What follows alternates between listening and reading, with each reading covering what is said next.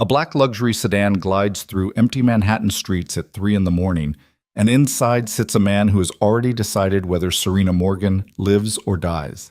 His name is Lucien Devereaux, and he knows things about her no stranger should know. Her morning coffee order, her student loan balance, the precise route she walks home every night from her waitressing shift. When their eyes meet through rain-streaked glass, it doesn't feel like chance. It feels like being marked. Hours from now, Serena will make a choice that destroys her old life forever. Climb into his car, or disappear into the hands of men who see her as nothing more than collateral damage in a war she never knew existed. If you want to see how deep this obsession goes, stay with me until the end. Hit that like button and comment what city you're watching from. I want to see how far Serena's story reaches. 28. The grease trap was leaking again. Serena Morgan stood in the back kitchen of Valentino's, staring at the growing puddle spreading across cracked linoleum tiles, and felt the particular exhaustion that comes from knowing you're about to get blamed for something that isn't your fault. The smell hit her in waves, rancid oil mixed with whatever the hell Marcus had let rot in the walk-in freezer for the past month. Her shift didn't end for another 2 hours, but her feet already felt like they'd been beaten with hammers. "Serena, table 7's waiting on those appetizers."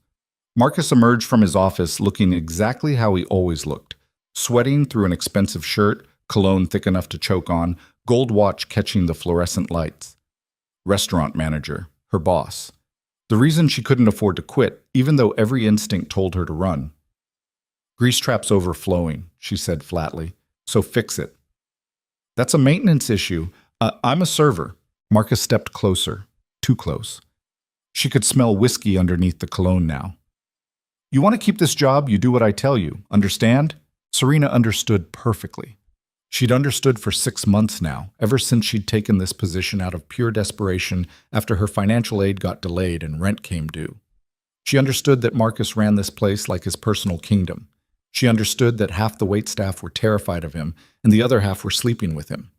She understood that the books didn't add up, that strange men in expensive suits came through the back entrance at odd hours. The cash disappeared and reappeared in ways that made her stomach turn. She also understood she had exactly $43 in her checking account and tuition due in 2 weeks.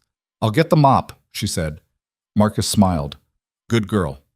She wanted to break his teeth. Instead, she walked back into the dining room, forced her face into something resembling pleasantness, and delivered appetizers to table 7. A young couple who barely looked at her, too absorbed in whatever romantic bubble they'd built around themselves. Serena remembered what that felt like, being young enough to believe the world was fundamentally safe, that bad things happened to other people. She'd learned better. The rest of the shift crawled past in the usual rhythm. Orders taken, plates delivered, forced smiles distributed to customers who treated her like animated furniture. By the time she finally clocked out at 2:47 a.m., her entire body ached, and her tips totaled $63. Not terrible. Not enough. Never enough. She changed out of her uniform in the staff bathroom, pulling on jeans and a sweatshirt that had seen better days, and checked her phone. 3 texts from her roommate about overdue electric bills. 1 email from the university about her academic probation status. Nothing from her mother, but that wasn't surprising. They hadn't spoken in 8 months. Not since Serena had made it clear she wasn't coming back to Ohio to work at the family hardware store and marry someone who'd never left their hometown. The financial district was deserted this time of night. Most restaurants closed by midnight, and the office buildings stood dark and silent, like empty monuments to capitalism. Serena walked fast, keys threaded through her knuckles the way they'd taught her in that self-defense seminar the university offered to freshman girls. As if keys would do anything against real danger. She'd made this walk 100 times. Down 5th Avenue, cut through the shortcut past the construction site, emerge on Bleecker Street where the coffee shop owner was usually just opening up. 42 minutes door to door. Her phone's GPS had it memorized. So did someone else. Serena first noticed the footsteps half a block from Valentino's. Heavy. Deliberate. Keeping pace behind her but never quite catching up. She told herself she was being paranoid. This was New York. People walked everywhere at all hours. But when she turned the corner onto the darker stretch past the construction site, the footsteps turned with her. Her heart kicked into a faster rhythm. She pulled out her phone, pretended to check a message, and used the black screen as a mirror. 2 men. Maybe 3. Too far back to see clearly, but close enough to be following. Definitely following. Serena's hand started shaking. She thought about running, thought about screaming, thought about all the statistics she'd read about women alone at night and how most of them ended badly. Her mind spun through useless options. Duck into a building, but they were all locked. Call 911. But what would she say? Men are walking behind me on a public street. Turn around and confront them, which was possibly the stupidest idea she'd ever had. The footsteps got closer. Serena walked faster, her breath coming short now, that animal part of her brain screaming, danger, danger, danger.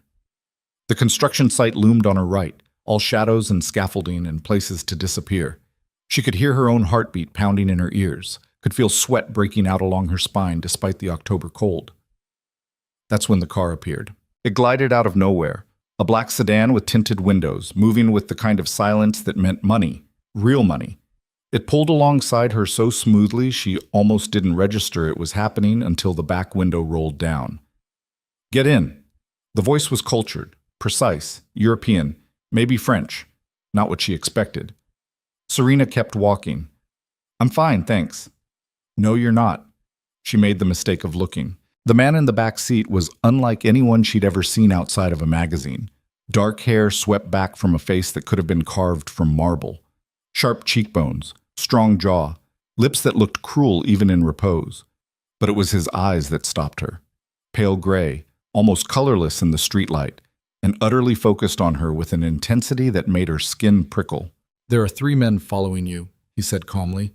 One has a knife, another has a gun. They work for Sergei Volkov, and they believe you witnessed something you shouldn't have. If you keep walking, you'll be dead in approximately 90 seconds. If you get in this car, you'll live. Serena's throat closed up. I haven't witnessed anything.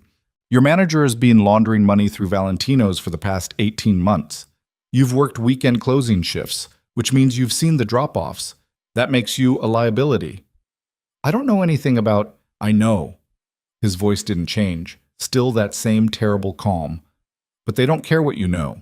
They care about eliminating risk. Get in the car, Serena. Her name.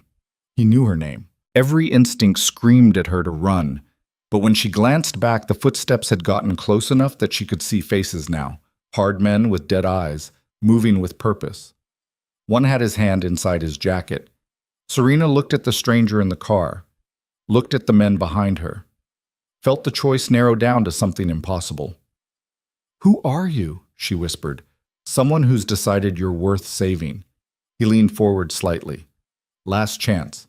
The footsteps were running now. Serena yanked the car door open and threw herself inside. The sedan accelerated before she'd even pulled the door shut, the driver taking corners with professional precision while Serena's hands scrambled for a seatbelt. Through the rear window, she watched the men emerge into the street, watched one pull a phone from his pocket, watched them disappear as the car turned onto a main avenue and slipped into late-night traffic. Her heart was trying to beat its way out of her chest. What the fuck, she breathed. What the fuck? What the fuck? Breathe, the stranger said. Don't tell me to breathe.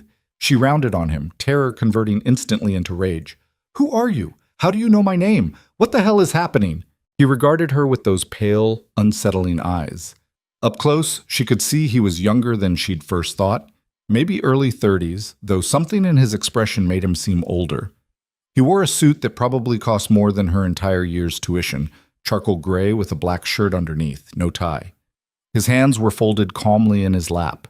Elegant hands. No rings, no weapons visible, but she'd bet anything he had at least one. My name is Lucien Devereaux, he said. I run certain operations in this city that require careful management of risk and reputation. Your employer made the mistake of trying to play multiple organizations against each other. It didn't end well for him. Serena's stomach dropped. What do you mean it didn't end well? Lucien tilted his head slightly, studying her. Marcus Reynolds was executed 2 hours ago in his apartment. Very messy. The Russians believe you were his confidant, which makes you a loose end. The world tilted. Marcus was dead. Marcus was actually dead. And somehow this stranger knew, had known, before she'd even left work. I didn't... Her voice cracked. I'm just a waitress. I work tables.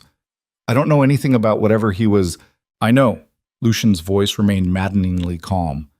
I've been watching you for 3 months. You arrive on time, work your shifts, go home. You're not involved. Unfortunately, perception matters more than truth in these situations. You've been watching me? Something flickered across his expression, too quick to identify. Yes. For 3 months? Yes. Why? Lucien was quiet for a moment. The car glided through empty streets, the driver invisible behind tinted partition glass. Outside, Manhattan looked like a different city at this hour. Harder, sharper, stripped of its daytime pretenses. Because you smiled at me once, Lucien said finally. In the restaurant. I was there for a meeting with Marcus. You brought coffee, and you smiled like you meant it, like you weren't afraid. Serena stared at him. That's insane. Yes. He didn't sound bothered by this assessment. Nevertheless. So you've been stalking me for 3 months because I was polite? I've been ensuring your safety. He said it like there was a difference. Marcus was always going to end badly. I wanted to make sure you didn't end the same way. This was a nightmare. Had to be. Serena pressed her hands against her thighs to stop them shaking. Let me out. No. This is kidnapping. This is protection. Lucien leaned back against the leather seat. Tomorrow morning, police will find Marcus's body. They'll begin investigating his business dealings. The Russians will be searching for anyone connected to him. You cannot go back to your apartment, your school, or anywhere else in your previous life. Not until this situation is resolved. Resolved how? That depends on several factors. His eyes tracked over her face, clinical and thorough. For now, you'll stay somewhere safe. Safe according to who? Me. Serena laughed, high and slightly hysterical. You're a criminal. Yes. You probably kill people. Often. And I'm supposed to trust you? Lucien's expression didn't change. You don't have to trust me. You just have to stay alive long enough for the Russians to lose interest. How long is that? Difficult to say. Weeks, possibly months. The car turned onto a quieter street lined with luxury buildings. Doormen in uniforms, potted trees, the kind of real estate Serena had only ever seen in movies. The driver pulled into an underground garage, the gate rising smoothly to admit them. Serena's breathing was coming too fast. I can't just disappear. I have classes. A roommate. She'll report me missing. Already handled. Lucien opened his door. Your roommate received a text from your phone 20 minutes ago saying you got a last-minute family emergency and needed to go home to Ohio. She's currently complaining to her boyfriend about having to cover the full rent. Serena's blood ran cold. You took my phone? I cloned it remotely when you were at work. He said it like this was a perfectly normal thing. Your cooperation isn't required for your protection, though it would make things easier. She wanted to hit him, wanted to scream, wanted to wake up from whatever impossible situation she'd fallen into. Instead, she sat frozen in the back seat of a criminal's car while her entire life unraveled. Come, Lucien said. You need food, sleep. Tomorrow, we'll discuss next steps. And if I refuse? He looked at her with those terrible pale eyes. Then Sergei's men will find you within 6 hours, and you'll die badly. This isn't a negotiation, Serena. Your old life ended the moment you got in this car. I'm offering you a new one. I didn't ask for a new life. No. Something almost like sympathy crossed his face. But you're getting one anyway. The apartment, penthouse really, occupied the entire top floor of the building. Serena stepped out of the elevator and felt like she'd walked into an architectural magazine. Floor-to-ceiling windows overlooking Manhattan, furniture that was somehow both minimalist and obviously expensive, art on the walls that looked original. Everything in shades of gray and black and white, cold and beautiful and utterly impersonal. This is where you live? She asked. One of several properties. Lucien moved through the space with casual familiarity, shrugging out of his suit jacket and draping it over a chair. Underneath, she could see the gun holstered at his side, black leather against black shirt. He caught her staring. Does that frighten you? Yes? Good. Fear is appropriate. He gestured toward a hallway.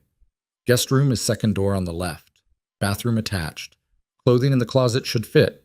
If not, we'll get you new things tomorrow. Serena didn't move. How did you know my size? I pay attention. That's not an answer. Lucien turned to face her fully. Even in stockinged feet, he was tall enough that she had to tilt her head back to meet his eyes. 3 months ago, I walked into Valentino's for a meeting with a man I knew was stealing from me. You brought coffee, smiled like you meant it, and for approximately 15 seconds, I forgot why I was there. That had never happened before. So I started paying attention. I learned your schedule, your route home, your financial situation. I learned you take your coffee black because you can't afford cream. I learned you're on academic probation because you're working 40 hours a week and can barely stay awake in class. I learned you're trying to survive in a city that eats people like you alive. He stepped closer and Serena's back hit the wall without her meaning to move. I learned, Lucien continued quietly, that you have no one protecting you, so I decided to do it myself. Why?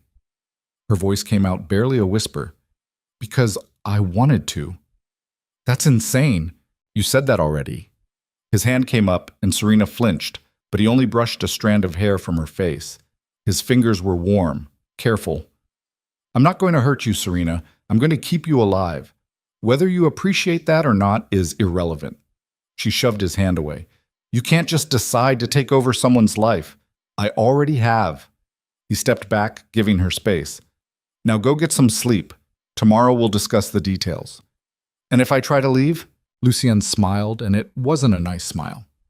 I have 12 men stationed throughout this building. You wouldn't make it to the elevator. He walked away then, disappearing into another room, leaving Serena standing in the middle of a stranger's penthouse with her heart pounding and her mind screaming. She should run, should fight, should do anything except stand here and accept this. But Marcus was dead, and men with guns had been hunting her, and this beautiful, terrifying stranger had saved her life, or trapped her in a cage she'd never escape.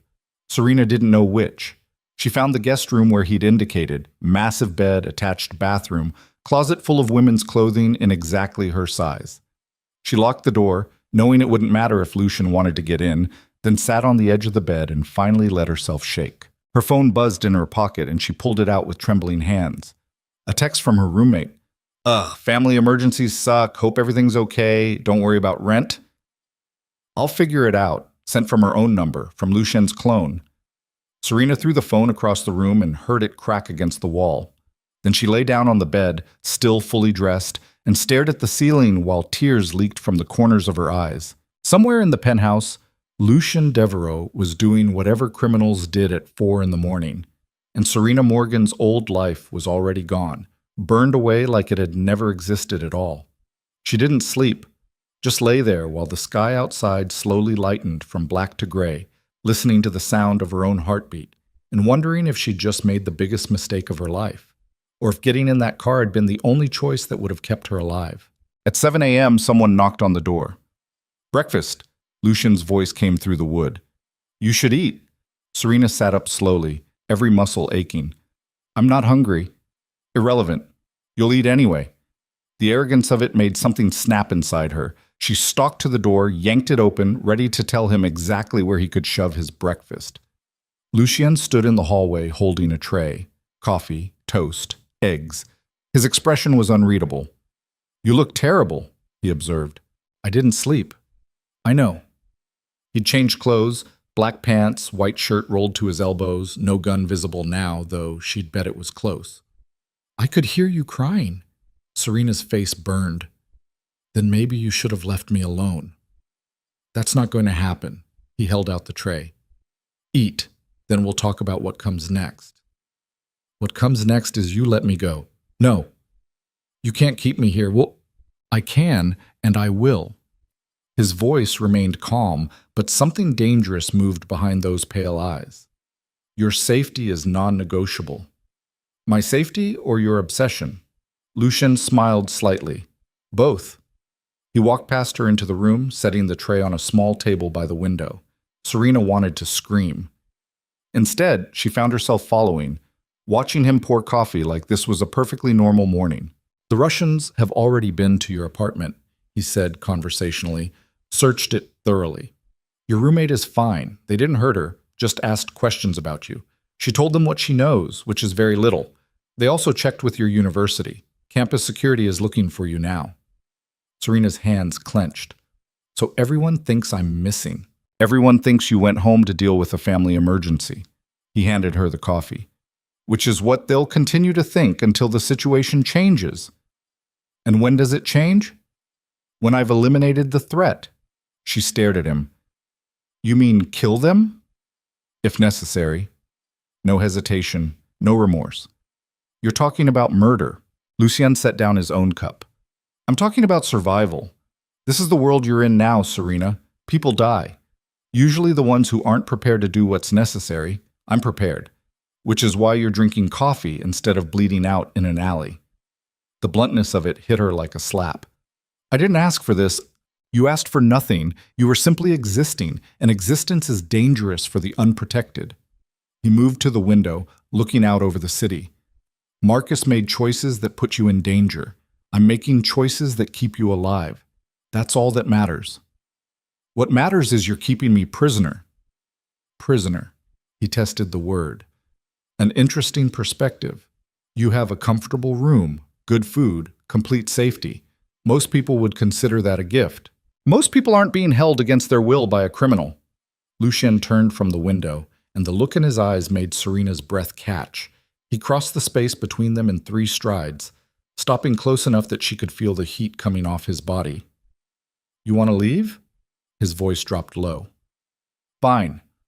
Walk out that door, take the elevator down. Step into the street, see how long you last before Sergei's men find you. See if they're as gentle as I am. Gentle, Serena breathed. You call this gentle? I haven't laid a hand on you except to brush away your hair. I haven't threatened you, hurt you, or taken anything you didn't offer, so yes. His hand came up, cupping her jaw with surprising tenderness. Compared to what I could do, this is gentle. She should pull away, should slap him, should do anything except stand there with his hand on her face and her heart trying to beat its way out of her chest. I hate you, she whispered. I know. His thumb traced her cheekbone. Hate me all you want, as long as you stay alive. Then he stepped back, the moment breaking like glass.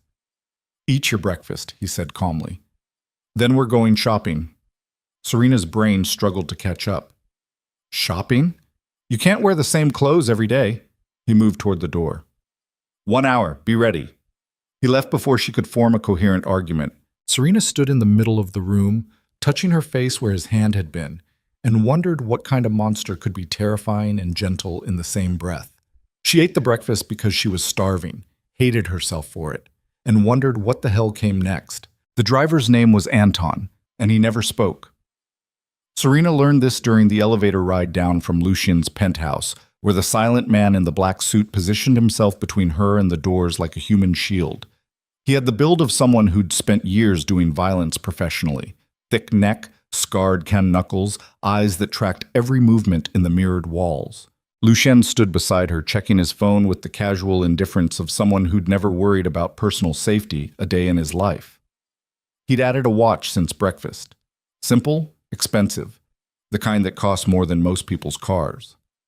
Anton doesn't talk, Lucien said without looking up. Took a bullet through the throat in Moscow. Medical miracle he survived, but his vocal cords are gone. Serena stared at the back of Anton's head. That's horrible. That's the life. Ian pocketed his phone as the elevator opened into the garage. He's also the best driver in the city, and completely loyal, which is why he's been assigned to you. Assigned to me. Until this situation resolves, Anton goes where you go. Lucien opened the rear door of the same black sedan from last night. Consider him a shadow. Anton's expression didn't change, but something that might have been amusement flickered in his eyes. Serena climbed into the car because the alternative was standing in a parking garage arguing, and she'd already lost enough battles this morning. Lucien slid in beside her, close enough that his thigh pressed against hers in the confined space. She shifted away. He didn't comment. The car glided out into morning traffic, and Manhattan looked completely different in daylight. Crowded, loud, alive with people rushing to jobs and lives that suddenly felt impossibly far away from whatever this was. Serena watched a woman in a business suit juggling coffee and a briefcase, phone pressed to her ear, and felt a sharp stab of envy for that normal, complicated, beautiful, ordinary life. "Where are we going?" she asked. "Fifth Avenue. You need clothes, toiletries, anything else required for an extended stay." Lucian was doing something on his phone again, fingers moving with practiced efficiency.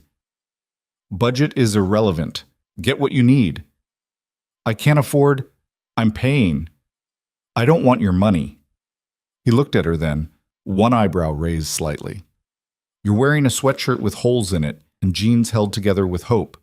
Your pride is admirable, but impractical." Heat flooded Serena's face. "Maybe I like these clothes. Maybe you had no choice." His voice gentled fractionally. "There's no shame in accepting help, Serena, especially when the alternative is going back to an apartment filled with Russian gangsters waiting to kill you." The bluntness of it still shocked her, even after last night. "You don't have to keep reminding me." "I think I do. You keep looking for ways to escape, as if returning to your previous existence is an option. It's not." He shifted to face her more fully. "Your manager is dead. Your apartment is compromised. The university believes you're in Ohio. For all practical purposes, Serena Morgan ceased to exist 12 hours ago. What remains is deciding who you become next." "I don't want to become someone else." "Too late. Not cruel, just factual. The question now is whether you become someone who survives or someone who dies stupidly because she refused to adapt." Serena bit down hard on her tongue to keep from screaming. Outside, the city scrolled past in its endless carnival of wealth and poverty, beauty and ugliness, all mixed together like it couldn't decide what it wanted to be. Kind of like her right now. The store was the kind of place Serena had walked past 1,000 times without ever considering going inside. Pristine glass windows, mannequins in outfits that cost more than her monthly rent, staff who looked like they'd stepped out of fashion magazines. A woman in severe black greeted them at the door, took one look at Lucian, and her entire demeanor shifted. "Mr. Devereaux, a pleasure as always. Margot." He gestured toward Serena. "She needs a complete wardrobe, casual, formal, everything in between. 1 hour." Margot's eyes cataloged Serena with professional efficiency, taking in the cheap clothes, the exhaustion, the barely concealed hostility. To her credit, her smile never wavered. "Of course. Right this way, miss." Lucien settled into a chair near the dressing rooms like a king on a throne, pulling out his phone again.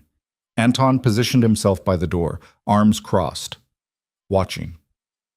Margot led Serena deeper into the store, already pulling items from racks with the confidence of someone who knew exactly what she was doing. "Pants first, I think.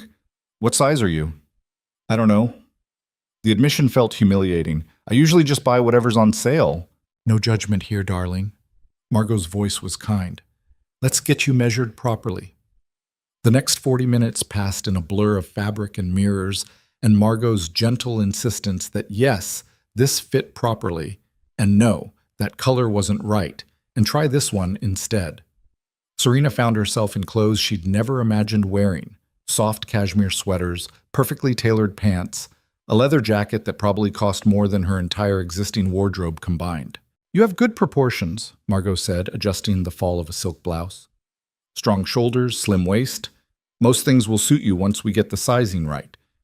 Serena stared at her reflection. The woman looking back didn't quite feel real, polished, put together, expensive. A stranger wearing her face. "I can't afford any of this," she said quietly. Margot's expression softened. "Mr. Devereaux is covering the cost. He's a generous man with people he cares about. He doesn't care about me. He's obsessed with me. There's a difference." "Is there?" Margot began gathering items. "In my experience, obsession and care often look very similar. It's the intent that matters." "His intent is keeping me prisoner."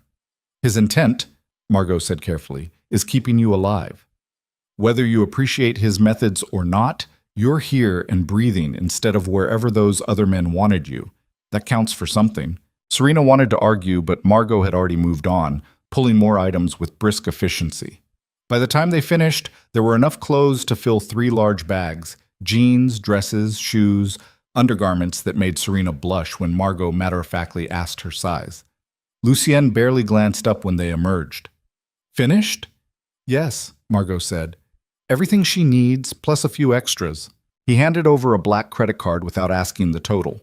Margot disappeared to process the payment, and Serena stood there, surrounded by bags full of clothes she hadn't chosen and didn't want, feeling like a doll being dressed by invisible hands. "Thank you," she forced out. Lucian looked at her. "You don't mean that." "No, but apparently I'm supposed to say it anyway." Something almost like a smile touched his mouth. "Honesty. I appreciate that." The ride back was silent, except for the muted sounds of traffic. Serena stared out the window and tried not to think about how easily Lucienne had just rewritten another piece of her life. New clothes, new identity, new everything, chosen and paid for by a man who'd decided 3 months ago that she belonged to him. Back in the penthouse, Anton carried the bags to the guest room while Lucian disappeared into what looked like an office. Serena stood in the massive living room feeling completely untethered, like she'd become a ghost haunting someone else's life. Her phone, the cracked one she'd thrown last night, sat on the coffee table. Fixed, screen replaced, working perfectly. She picked it up with shaking hands. Text from her roommate about apartment stuff. An email from the university counselor asking about her family emergency. A missed call from a number she didn't recognize. All of it fake. All of it Lucian, controlling the narrative, making sure her old life continued without her in it. Serena scrolled through her contacts and found her mother's number, hovered over the call button. Wondered what she'd even say. "Hi, Mom. I got kidnapped by a French crime boss who's obsessed with me. How's Ohio?" "Don't."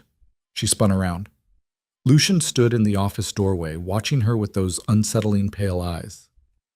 "That phone is monitored," he said. "Any calls you make, I'll know about. More importantly, so will anyone else tracking communications in and out of this building." "So I can't even talk to my own mother?" "Not safely. Not yet." He moved into the room. "The Russians have excellent technical capabilities. If they intercept a call from you, they'll triangulate the location within minutes. Then what's the point of having a phone at all? So your old life continues to look normal from the outside." He took the phone from her hands, his fingers brushing hers. "Texts are safer. I can route them through secure channels, but voice calls are too risky right now." Serena jerked her hand back. "This is insane. All of it." "Yes." He set the phone down. "But it's the reality you're living in. Because of you. Because of Marcus." His voice sharpened. "I didn't put you in danger. I extracted you from it. There's a difference." "You're keeping me here. I'm keeping you alive." The sudden intensity in his voice made her step back. Lucien caught himself, visibly pulling his control back into place. When he spoke again, his tone had returned to that maddeningly calm register. "Apologize. That was inappropriate. You don't get to yell at me." "No." He ran a hand through his hair, and for the first time she saw genuine frustration crack through his polished surface. "You're right. I don't." They stood there in tense silence. Outside, the city stretched in all directions, completely indifferent to the small human drama playing out in this expensive cage. "I have a meeting," Lucius said finally. "It will take several hours. Anton will be stationed outside your room. Don't try to leave." "Or what?" His eyes met hers. "Or I'll be very disappointed." He left before she could formulate a response to that. Serena spent the next 3 hours trying to find a way out. She checked every window, all locked, most overlooking a drop that would kill her instantly. The front door required a key code she didn't have. The emergency stairs were alarmed. Her phone, even repaired, was useless for calling anyone who could actually help. She was trapped, completely, thoroughly, professionally trapped by someone who'd clearly done this before. The realization settled over her like concrete. Around 2 p.m., Anton knocked and left a tray outside her door. Lunch. Beautifully prepared, completely unwanted. Serena ate it anyway because hunger didn't care about dignity, then went back to staring at the walls and wondering how long until she completely lost her mind. That's when she noticed the laptop. It sat on the desk in the corner, sleek and black and closed. She'd assumed it was locked, password protected, useless. But when she opened it, the screen came to life immediately. No password, no restrictions. Which meant either Lucien was careless, unlikely, or this was a test. Serena's hands hovered over the keyboard. She could search for help. Find the address, contact police, do something to get herself out of this nightmare. Or she could remember what Lucien had said about monitoring. She pulled up a browser anyway, typed Lucien Devereaux into the search bar. The results made her blood run cold. There wasn't much. Criminals at his level didn't tend to have LinkedIn profiles. But what existed painted a picture of someone far more dangerous than she'd imagined. Mentions in old newspaper articles about organized crime in New York. A blurry photo from someone's phone showing a man who might have been him leaving a courthouse. Forums dedicated to true crime speculation where people debated his body count like fantasy football statistics. One article from 6 years ago detailed the murder of a Russian oligarch in Paris. The prime suspect had been a French national with connections to organized crime. No charges filed, case gone cold. The suspect's name had been redacted, but someone in the comments claimed it was Lucien. Serena's hands were shaking now. She clicked on another link, this one from a site that looked barely legal, all conspiracy theories and unverified information. But buried in the rambling text was a list of crimes allegedly connected to Lucien Devereaux. Money laundering, weapons trafficking, extortion, and 23 murders spread across 3 continents. 23. The man who'd bought her clothes this morning had allegedly killed 23 people. The man who'd brushed hair from her face with surprising gentleness was a professional murderer. Learning anything interesting? Serena nearly fell out of the chair. Lucien stood in the doorway, still wearing the same clothes from this morning, but somehow looking more dangerous. His jacket was gone, shirt sleeves rolled up, and there was something dark on his knuckles that might have been blood. "You're back early," she managed. Meeting ended quickly. He moved into the room, and she instinctively shifted away from the laptop. He glanced at the screen, reading the article, and something flickered across his face. 23. They're underestimating. Her stomach dropped. How many? Does it matter? He closed the laptop with one hand. Would 37 make you more afraid? 42? At what number does murder become worse than murder? You're joking about this. I'm being honest. He sat on the edge of the desk, those pale eyes fixed on her. You wanted to know who I am. Now you know. I kill people for a living, sometimes because they pose a threat, sometimes because they break agreements, sometimes simply because it's necessary for maintaining order in a very chaotic world. Serena's throat closed up. The blood on your hand belongs to someone who tried to negotiate in bad faith. He looked at his knuckles with mild interest. He'll live, this time. You're a monster. Yes. No hesitation, no shame. But I'm a monster who's keeping you safe, which makes me the best option you have right now. There are no good options. No, Lucien agreed. There are only surviving options and dying options. I'm offering survival. Serena stood abruptly, needing distance. She made it 3 steps before her knees buckled. The stress, the fear, the complete unreality of everything finally catching up. Lucien caught her before she hit the floor. His arms came around her with surprising steadiness, taking her weight like it was nothing. She should fight, should scream, should do anything except collapse against a murderer's chest while tears burned behind her eyes. Easy, he murmured. Breathe. Don't tell me to breathe, then stop hyperventilating. He guided her to the bed, sitting her down while he crouched in front of her. Head between your knees. Slow breaths. She wanted to tell him to fuck off, but her lungs weren't cooperating. The room spun. Her vision tunneled. That awful disconnect from reality intensifying until she couldn't tell what was real anymore. Lucien's hand found the back of her neck, warm and steady. Count with me. In for 4. Hold for 4.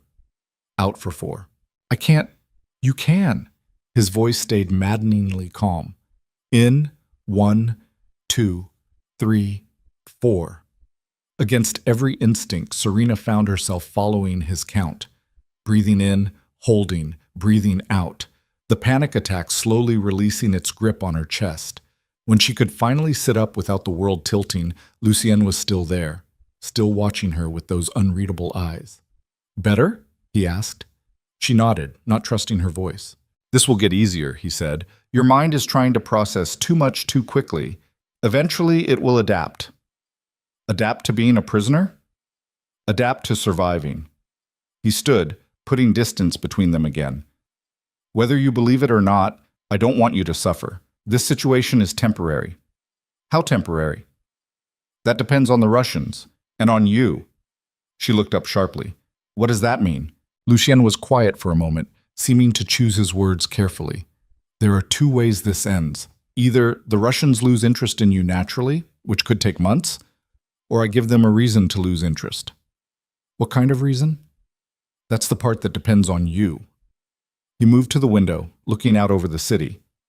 If you were to become publicly associated with me, the Russians would back off immediately.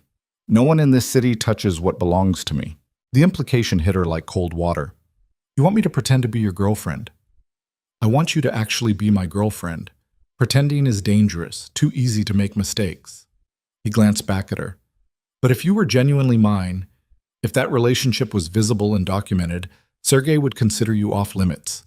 It's one of the few rules everyone follows. That's insane. That's strategy. He turned to face her fully. I'm not asking you to love me.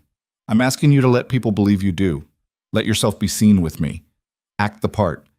In return, you get freedom of movement, access to your old life, and complete protection. In return, I become your possession. In return, you become untouchable. His voice was soft, but absolute. Think about it. He left her there, door closing with a quiet click. Serena sat on the bed and tried to process what he was asking. Become his girlfriend. Play house with a murderer. Let herself be branded as belonging to the most dangerous man in the city, all so she could maybe, eventually, get her life back, if she even wanted it anymore. The thought came unbidden and unwelcome.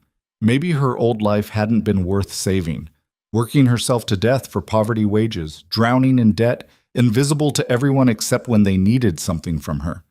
What exactly was she fighting so hard to get back to? She hated that she was even thinking this way. Hated that Lucien's offer made a sick kind of sense. Hated that part of her, a small, treacherous part, was curious what being his might actually feel like. That night, Lucien ordered dinner from somewhere expensive. Thai food in elegant containers, portions sized for actual humans instead of the giant American servings she was used to. They ate at the dining table in tense silence, Anton standing nearby like a statue. You don't have to answer tonight, Lucien said finally. Take time. Think it through. How much time? However long you need. Though I should mention the Russians made another move today. They showed up at the university asking questions about you. Serena's fork clattered against her plate. What kind of questions? Whether you'd been involved with Marcus romantically, whether you might have helped him hide money. They're building a narrative that justifies eliminating you. He took a sip of wine.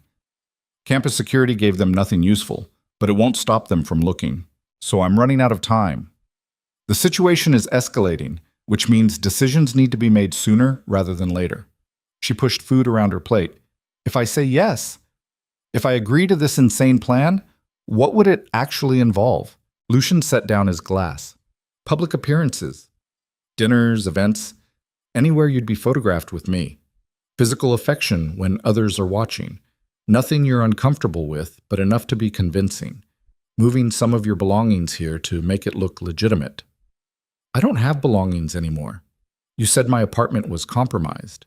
Anton retrieved certain items this afternoon. Your laptop, some books, photographs. Things that would have seemed suspicious if left behind. He gestured toward the guest room. They're in your closet. The casual mention of someone going through her private things made her skin crawl. You sent him into my apartment. I sent him to collect your possessions before the Russians could use them against you. Would you prefer I'd left everything for them to find? She had no answer to that. After dinner, Serena retreated to her room and found the items Anton had taken. Her old laptop, scratched and held together with tape. A small box of photographs from college. The battered paperback of her favorite novel. A framed picture of her and her mother from 5 years ago, back when they'd still talked regularly. She held the photo and felt something crack inside her chest. Her mother didn't even know she was in danger. Probably thought Serena was just being dramatic about some made-up family emergency.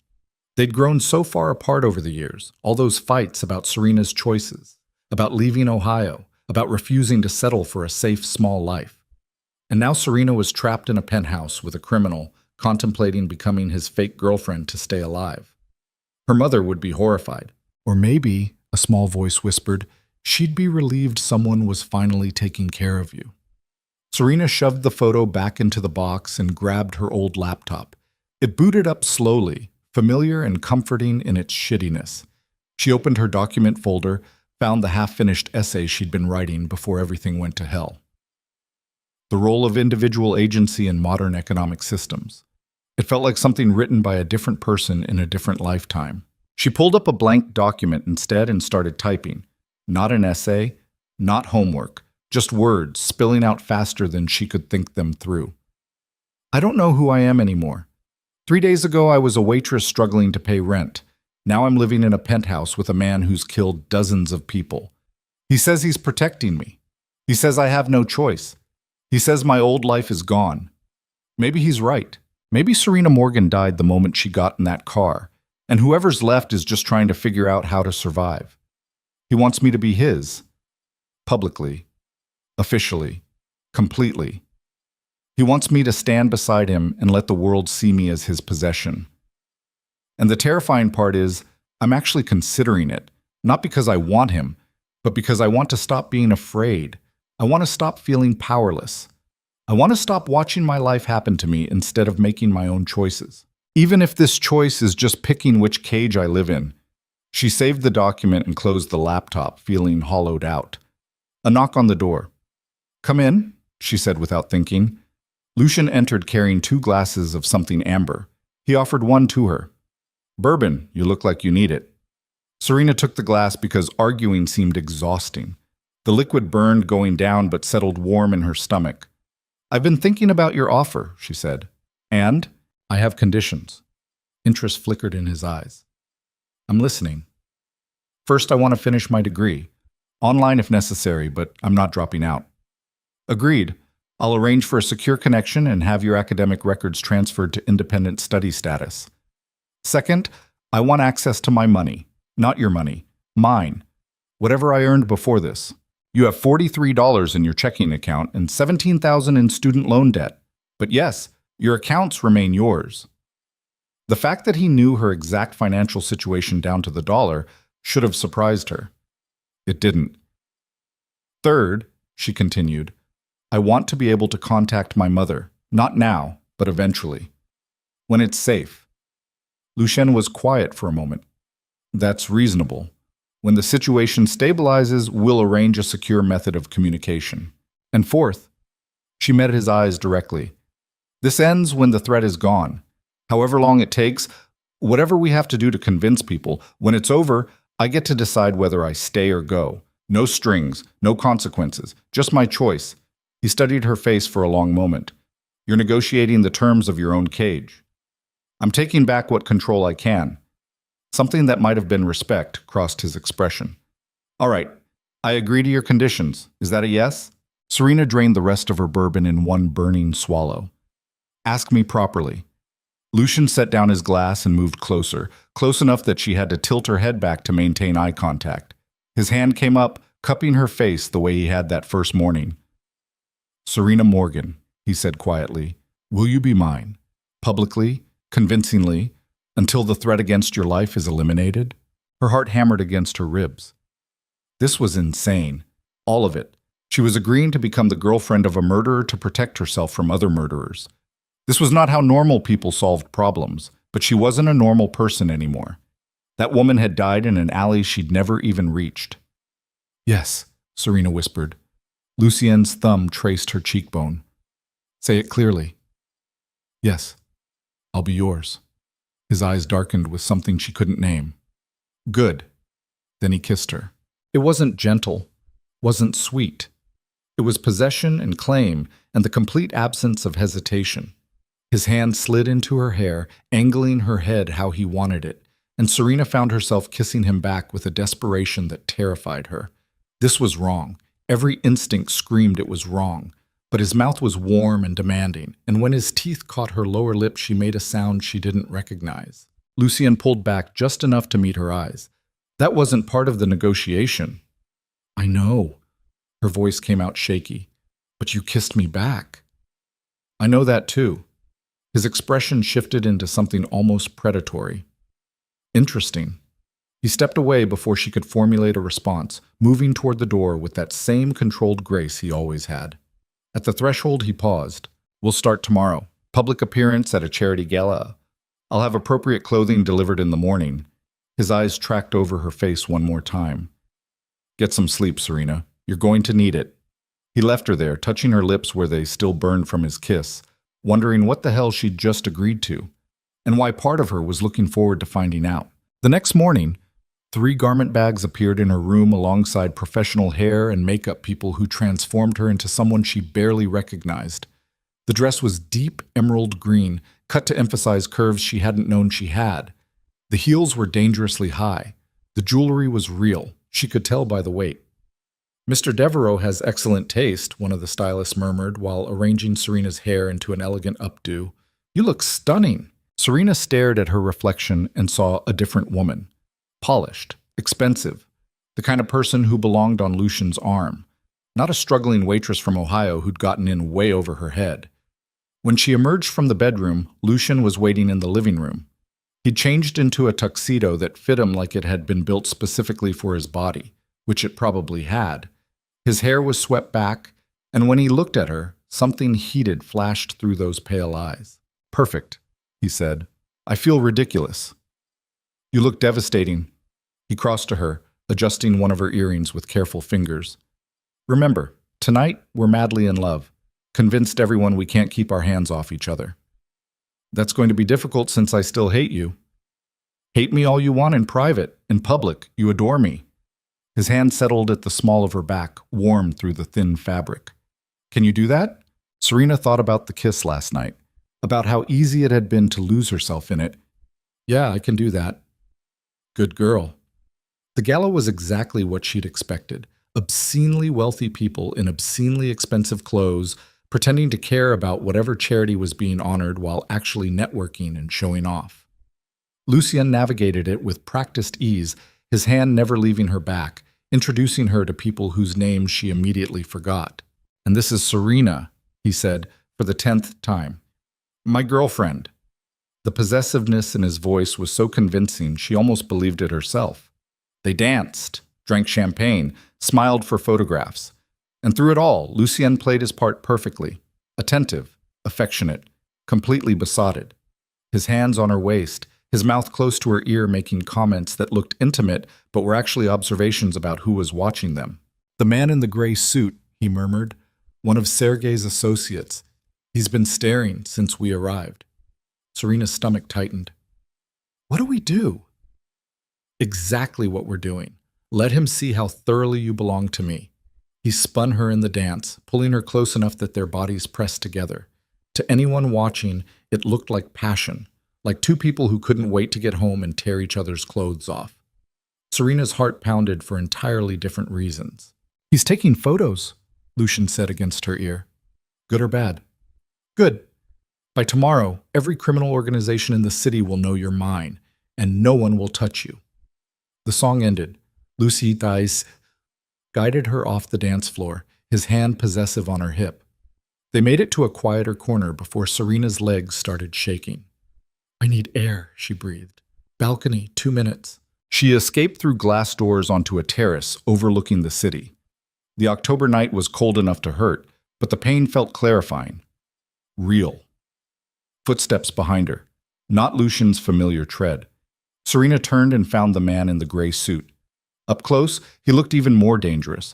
Hard face, dead eyes, the kind of stillness that came from knowing how to kill quickly.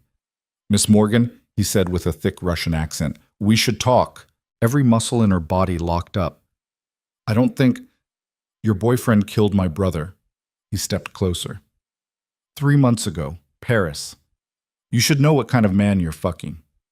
Serena's throat closed. I don't know what you're talking about. Lucien Devereaux murdered Alexei Volkov in cold blood over a contract dispute.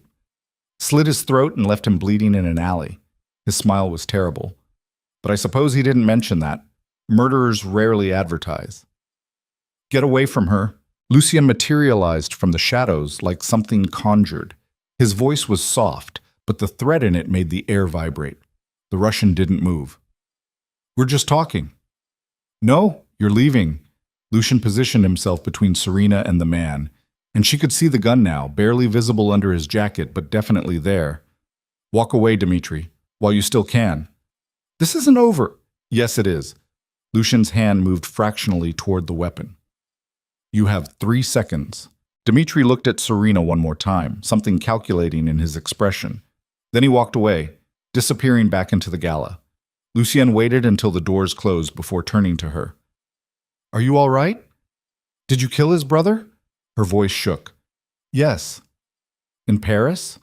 3 months ago? Yes. Serena pressed her hands against the balcony railing to keep them from trembling. Why? Because Alexei Volkov tried to expand into territory that wasn't his.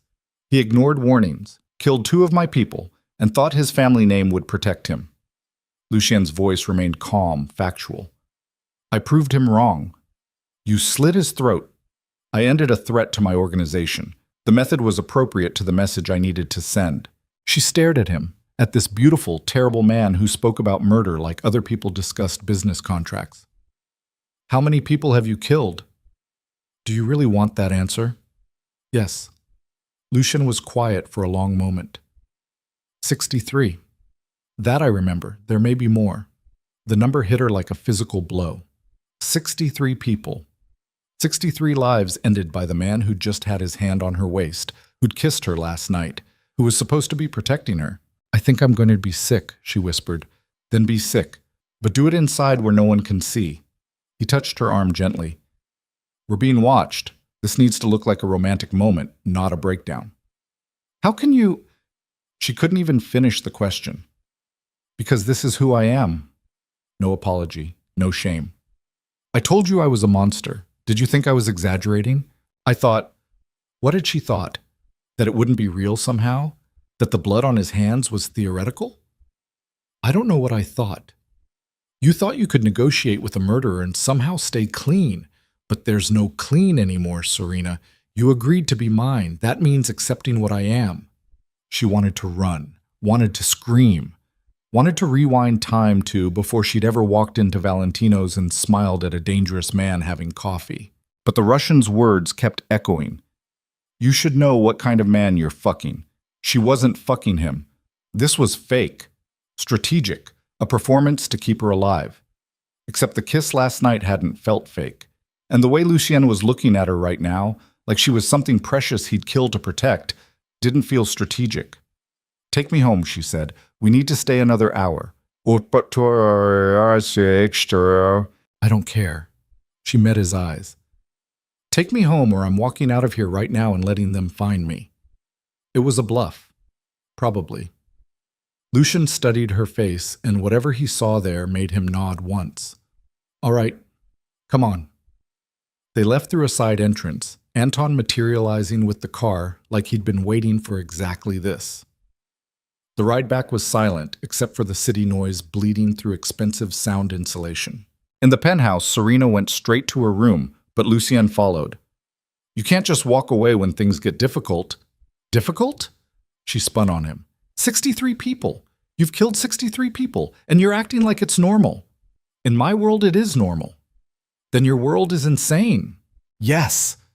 He stepped closer, and she could see cracks forming in that perfect control. Yes, it's fucking insane. It's violent and brutal and completely devoid of anything resembling justice. But it's the world that exists, whether you accept it or not. I don't have to accept anything. You already did. His hand shot out, gripping her wrist. Not hard enough to hurt, but firm enough to stop her retreat. You said yes. You agreed to be mine. You can't take that back just because reality got uncomfortable. Serena yanked her arm free. Watch me. You'll die. Maybe that's better than this. The words hung between them like broken glass. Lucien's expression went completely cold. You don't mean that. Don't I? Tears burned behind her eyes, but she refused to let them fall. Maybe I'd rather take my chances than become complicit in everything you do. Complicit. He laughed, sharp and ugly. You think proximity makes you guilty? You think loving a monster turns you into one? I don't love you. Not yet. He moved closer, backing her against the wall. But you will. Because despite everything you think you know about yourself, you're drawn to this. To me. To the danger and the power. and the complete certainty that I will burn the world down before I let anything touch you. You're delusional. Am I? His hand came up, cradling her face with that same careful tenderness that made her insides twist. Then why did you kiss me back? Why do you lean into my touch even when you hate me? Why are you still here, Serena, when you could have run a dozen times? She didn't have an answer, couldn't find one through the chaos in her head. Lucien's thumb brushed across her lips. I killed those people because it was necessary. I killed Alexei Volkov because he threatened everything I'd built. And I would kill 100 more if it meant keeping you safe. That's who I am. That's what I'm offering you. That's not love. No, it's obsession. His forehead pressed against hers. But maybe obsession is all I'm capable of. And maybe that's enough. Serena's breath came fast and shallow, her heart trying to beat its way out of her chest. This was wrong. All of it. She should push him away, should stick to her ultimatum, should do anything except stand here with his hands on her face and his words sinking into her bones.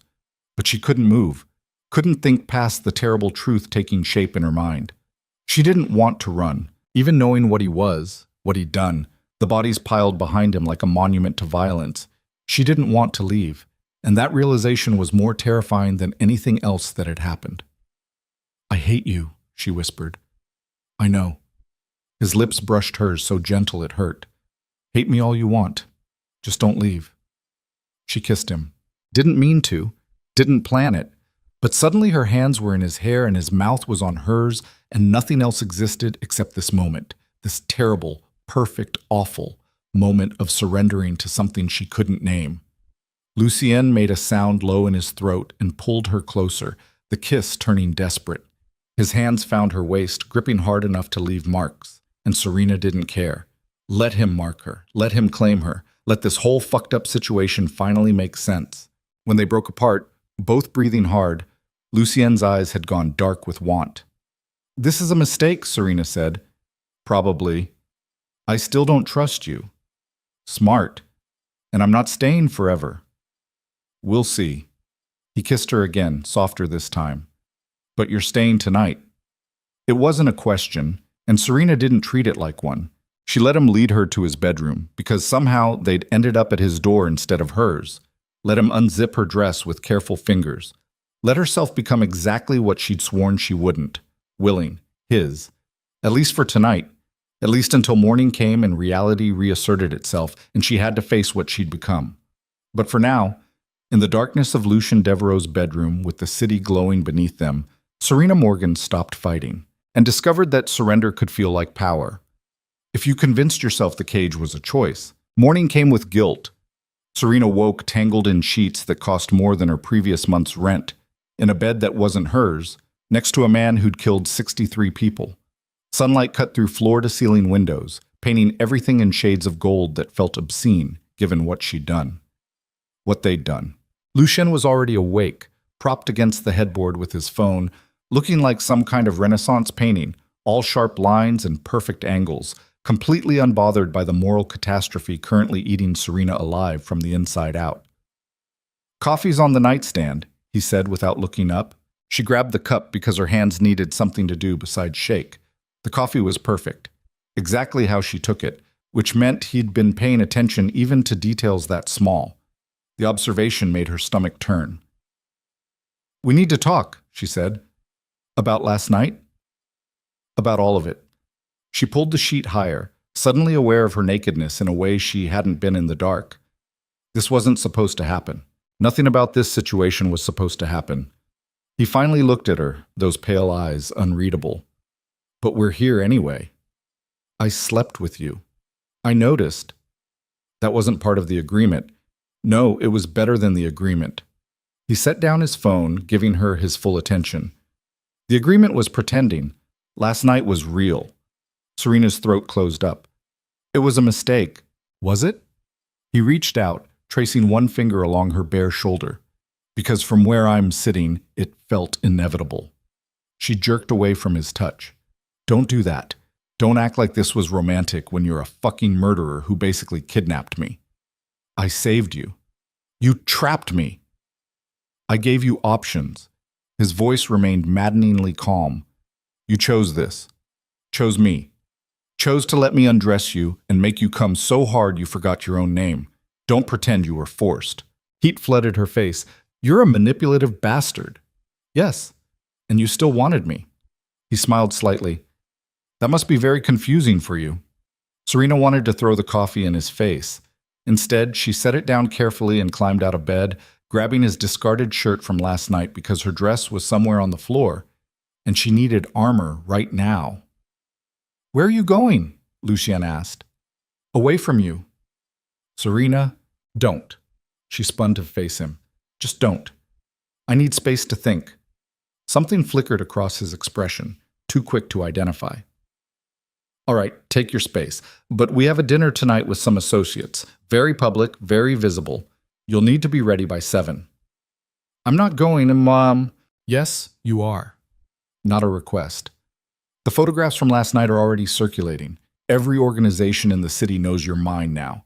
We can't break the illusion just because you're having second thoughts about fucking me. The crudeness of it stung like a slap. You're an asshole. I'm realistic. He stood, completely comfortable in his nakedness, in a way that made her look away. You made a choice. Live with it. She fled to the guest room. Her room, she corrected mentally, even though nothing in this place was actually hers. Once inside with the door locked, Serena finally let herself fall apart. She'd slept with him. She'd actually slept with Lucien Devereaux, knowing what he was, knowing what he'd done, and worst of all, she'd wanted it, every second of it. The way his hands had mapped her body like he was memorizing territory, the way he'd whispered her name against her skin, the way he'd looked at her after, like she was something precious instead of a complication in his criminal empire. Her phone buzzed, a text from her roommate's number, which meant Lucien controlling the narrative. Hey girl, things are crazy here, but I'm okay. Miss you? Talk soon. Serena stared at the words she hadn't written, maintaining a life she wasn't living, and felt something fundamental shift inside her chest. She couldn't do this anymore, couldn't keep pretending this was temporary, that she'd eventually go back to her old existence. That woman was gone.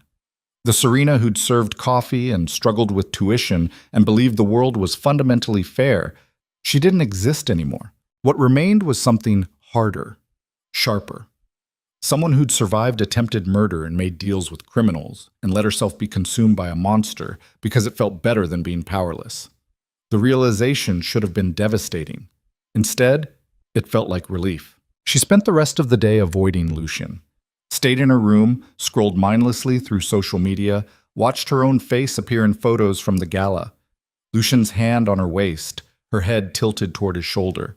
The two of them looking like any other wealthy couple completely absorbed in each other. The comments were predictable. Who is she? And Devereaux has a girlfriend, and she's gorgeous, mixed with speculation about where she'd come from and whether this was serious. One comment made her blood run cold. Poor girl has no idea what she's gotten into. If only they knew. At 6:30, there was a knock on her door. Not Lucien, the touch was too hesitant. Come in, she called. Anton entered carrying another garment bag. He held it out to her, his scarred face expressionless, then pointed at his watch. 1 hour. I know, Serena said. Tell him I'll be ready. Anton nodded once and left. The dress was black this time. Simple, elegant, expensive. She put it on because the alternative was defiance for its own sake, which felt childish. Did her own makeup because letting strangers touch her face again seemed unbearable. Left her hair down because Lucien had said once he liked it that way. She stopped that thought immediately. Didn't matter what Lucien liked. This was a performance, a survival strategy, nothing more. The lie felt thinner every time she repeated it. Lucien was waiting in the living room, looking devastating in another perfectly tailored suit. His eyes tracked over her, cataloging every detail. You look beautiful, he said. Don't. Don't what? Compliment you? Don't act like this is real. She grabbed her borrowed clutch, also expensive, also his. We have an arrangement, that's all. An arrangement that includes you wearing my shirt this morning and smelling like me. Heat crawled up her neck. That was expedient. That was intimacy. He stepped closer. You can lie to yourself all you want, Serena. But don't insult my intelligence by pretending last night meant nothing. It meant I was weak. It meant you're human. His hand came up, adjusting an invisible flaw in her hair. And human beings want connection, even when it's complicated, even when it's dangerous. Connection, she laughed bitterly. Is that what you call obsession now? I call it what it is. I want you. You want me. Everything else is just noise. Before she could formulate a response, Anton appeared in the doorway, gesturing toward his watch. We're late, Lucien said. Discussion tabled for now. The restaurant was the kind of place that didn't have prices on the menu. Private room in the back, security at every entrance, the sort of establishment that catered to people who did business away from public scrutiny. Serena's stomach knotted as they were led through hushed dining rooms to a closed door. Who are we meeting? She asked quietly. Business associates. They're expecting to meet you. His hand found the small of her back. Remember what we discussed. You're madly in love with me. Can't keep your hands off me. Completely devoted. I remember. Good girl. The door opened into a private dining room where three men waited. They stood when Lucien entered, but their eyes went straight to Serena, assessing, calculating, cataloging her like she was merchandise instead of a person. Gentlemen, Lucien said smoothly, this is Serena, my girlfriend. The possessiveness in his voice was so convincing she almost believed it herself. The introductions blurred together, names she didn't catch, handshakes that felt like tests, smiles that never reached their eyes.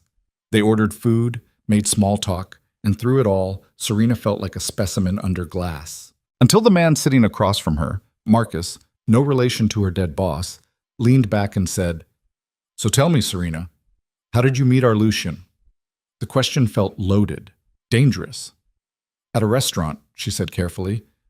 I was working. He came in for a meeting. And you just fell madly in love? Marcus's smile was sharp. How romantic. It was gradual, Lucien interjected smoothly, his hand finding hers on the table. I kept coming back. She kept smiling at me. Eventually, I asked her out. Just like that. Marcus's eyes stayed on Serena. You didn't think it was strange that a man in Lucien's position would be interested in a waitress? Her spine stiffened. Should I have? Most women would be suspicious. Most women don't see past the surface. She squeezed Lucien's hand, playing the part. I saw who he really was. And who is that? The room had gone very quiet. Serena looked at Lucien, at this beautiful, terrible man who'd killed dozens of people and kidnapped her and somehow convinced her to willingly climb into his bed. Someone worth knowing. The answer seemed to satisfy Marcus. He nodded slowly, raising his glass. To young love, then. May it last. They all drank, but Serena couldn't shake the feeling she'd just passed some kind of test she hadn't known she was taking. Dinner dragged on for another hour. Conversation circled around business. Serena didn't understand shipments and territories and percentages that might have been mundane or might have been criminal. She played her role perfectly, laughing at appropriate moments, touching Lucien's arm, looking at him like he was the center of her universe. It got easier each time. That should have terrified her. They were almost finished when Lucien's phone buzzed. He glanced at it, and something changed in his expression. Subtle, but she'd learned to read him. Excuse me, he said, standing. I need to take this. He left the room, and suddenly Serena was alone with three dangerous men who'd stopped pretending to be civilized. So, Marcus said, leaning forward, let's talk honestly. How much is Lucien paying you? Serena's heart kicked into overdrive. I'm sorry? To play his girlfriend, to sit here and pretend you're in love. Marcus smiled.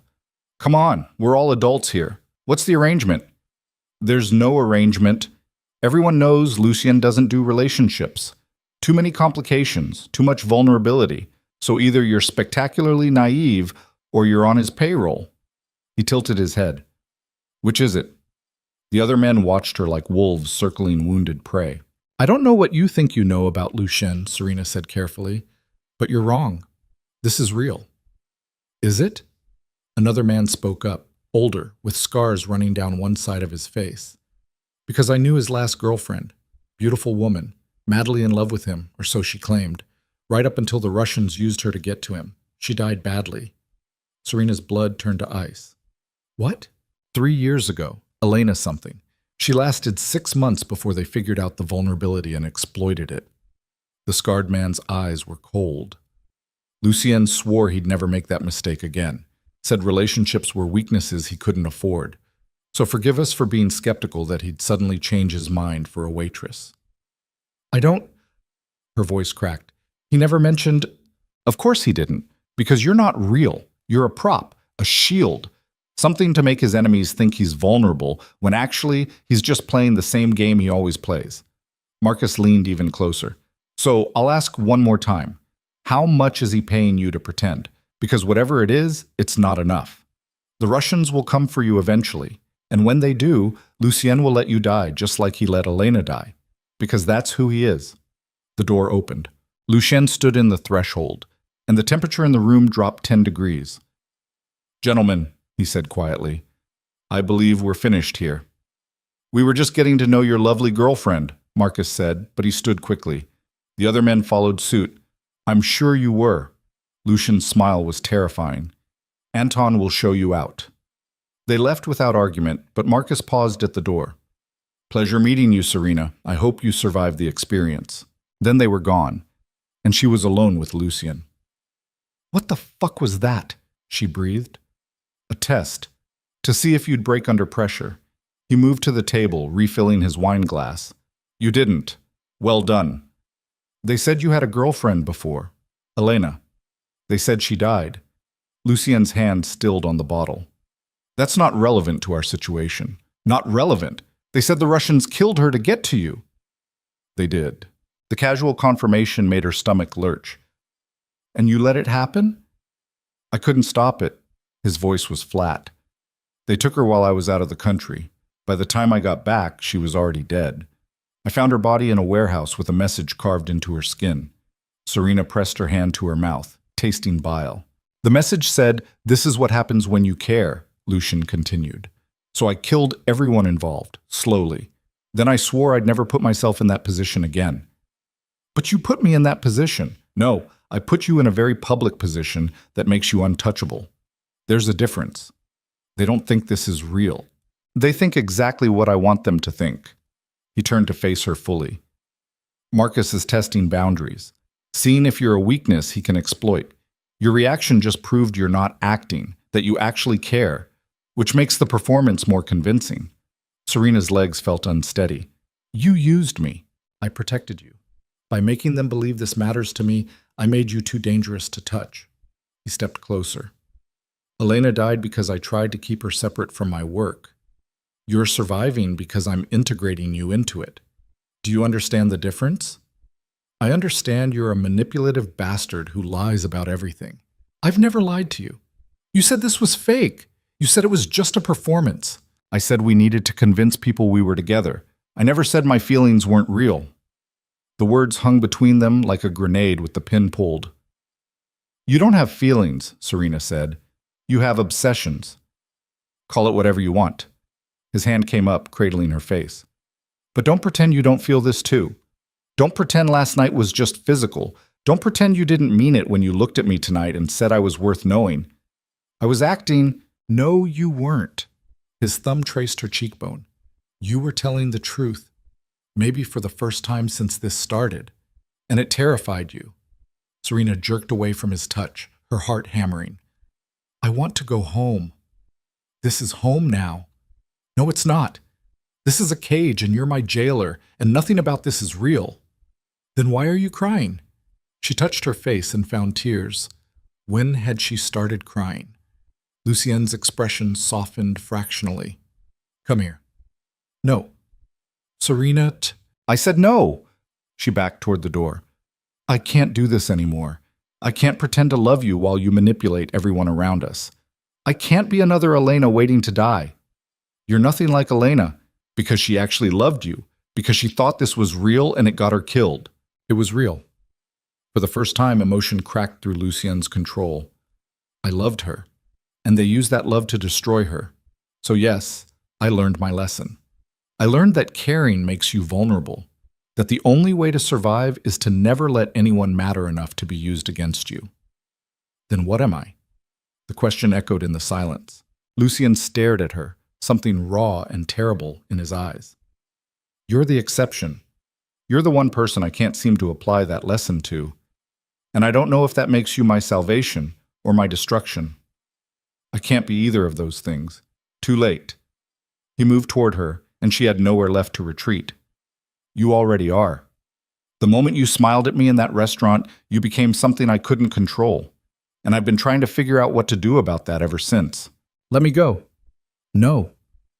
Lucien, I will burn this entire city to the ground before I let you walk away. His hands framed her face, forcing her to meet his eyes. That's not a threat. That's a promise. You're mine, Serena, whether you accept it or not.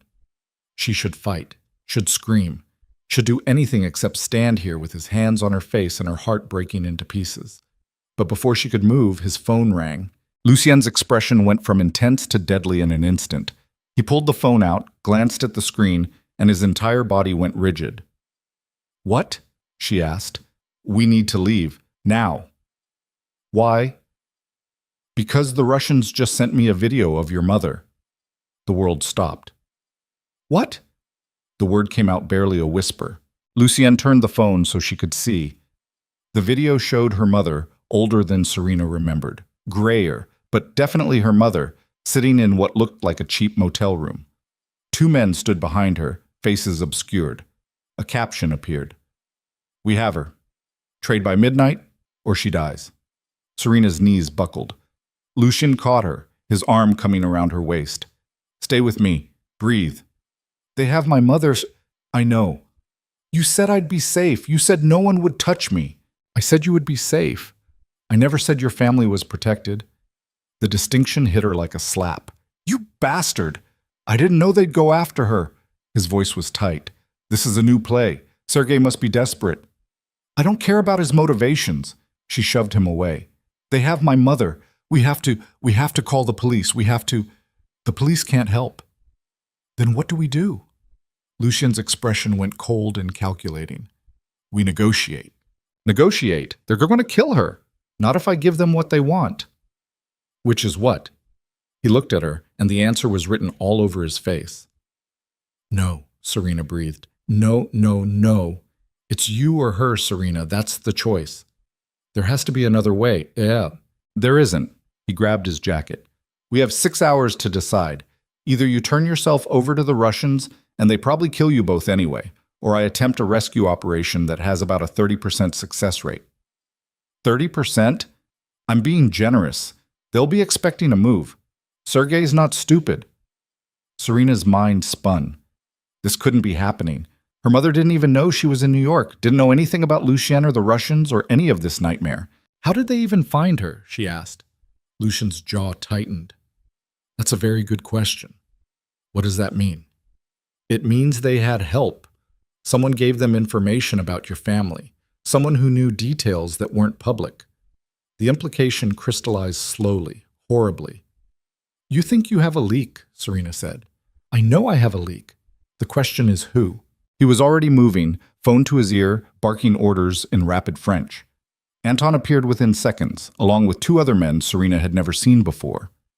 They spoke in low voices while Serena stood frozen, trying to process that her mother, her estranged, complicated, frustrating mother, was being held hostage by Russian gangsters because Serena had made the mistake of smiling at the wrong man. We're going to my secondary location, Lucien said, disconnecting his call. Somewhere more secure while we figure this out. Figure what out? They want me? Just give me to them and get my mother back.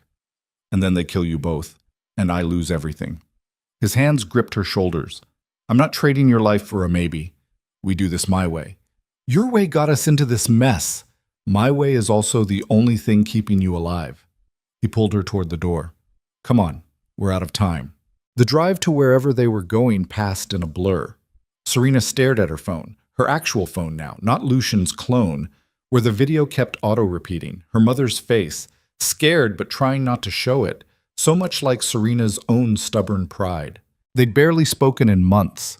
Their last conversation had been a fight about Serena's choices, about throwing her life away on some fantasy of making it in the city. Her mother had wanted her to come home, to be safe, to stop chasing dreams that were going to break her. And now her mother was going to die for those choices. Stop thinking like that, Lucien said. Like what? Like this is your fault. It's not. Isn't it? If I'd never come to New York, then you'd be miserable in Ohio, and the Russians would have eventually found someone else to use against me. This isn't about you, it's about power, about Sergei trying to prove he can touch what's mine. I'm not yours. Yes, you are. No room for argument. And that's why we're going to get your mother back, because hurting what's mine has consequences. The secondary location turned out to be a warehouse in Brooklyn, converted into something that looked like a military command center. Computers lined one wall, weapons lined another, and at least a dozen men moved through the space with professional efficiency. What is this place, Serena asked. Insurance. Lucien was already at one of the computers, pulling up security footage. I maintain multiple safe houses throughout the city. This one is designed for exactly this type of situation. A woman appeared from a back room, tall, beautiful, with dark hair pulled into a severe ponytail and eyes that assessed Serena like a threat. This is her? The woman asked Lucian. Serena, meet Natasha, my head of security. The girlfriend. Natasha's accent was Russian, which felt ironic given the circumstances. I've seen the photos. Is it really you? Serena asked. Are you the leak? Natasha's expression didn't change, but something dangerous flickered in her eyes. She looked at Lucian. Does she always make wild accusations? Only when her mother's life is at stake, Lucian said mildly. Natasha's been with me for 8 years. She's not the leak. Then who is? We're working on that. He pulled up more screens.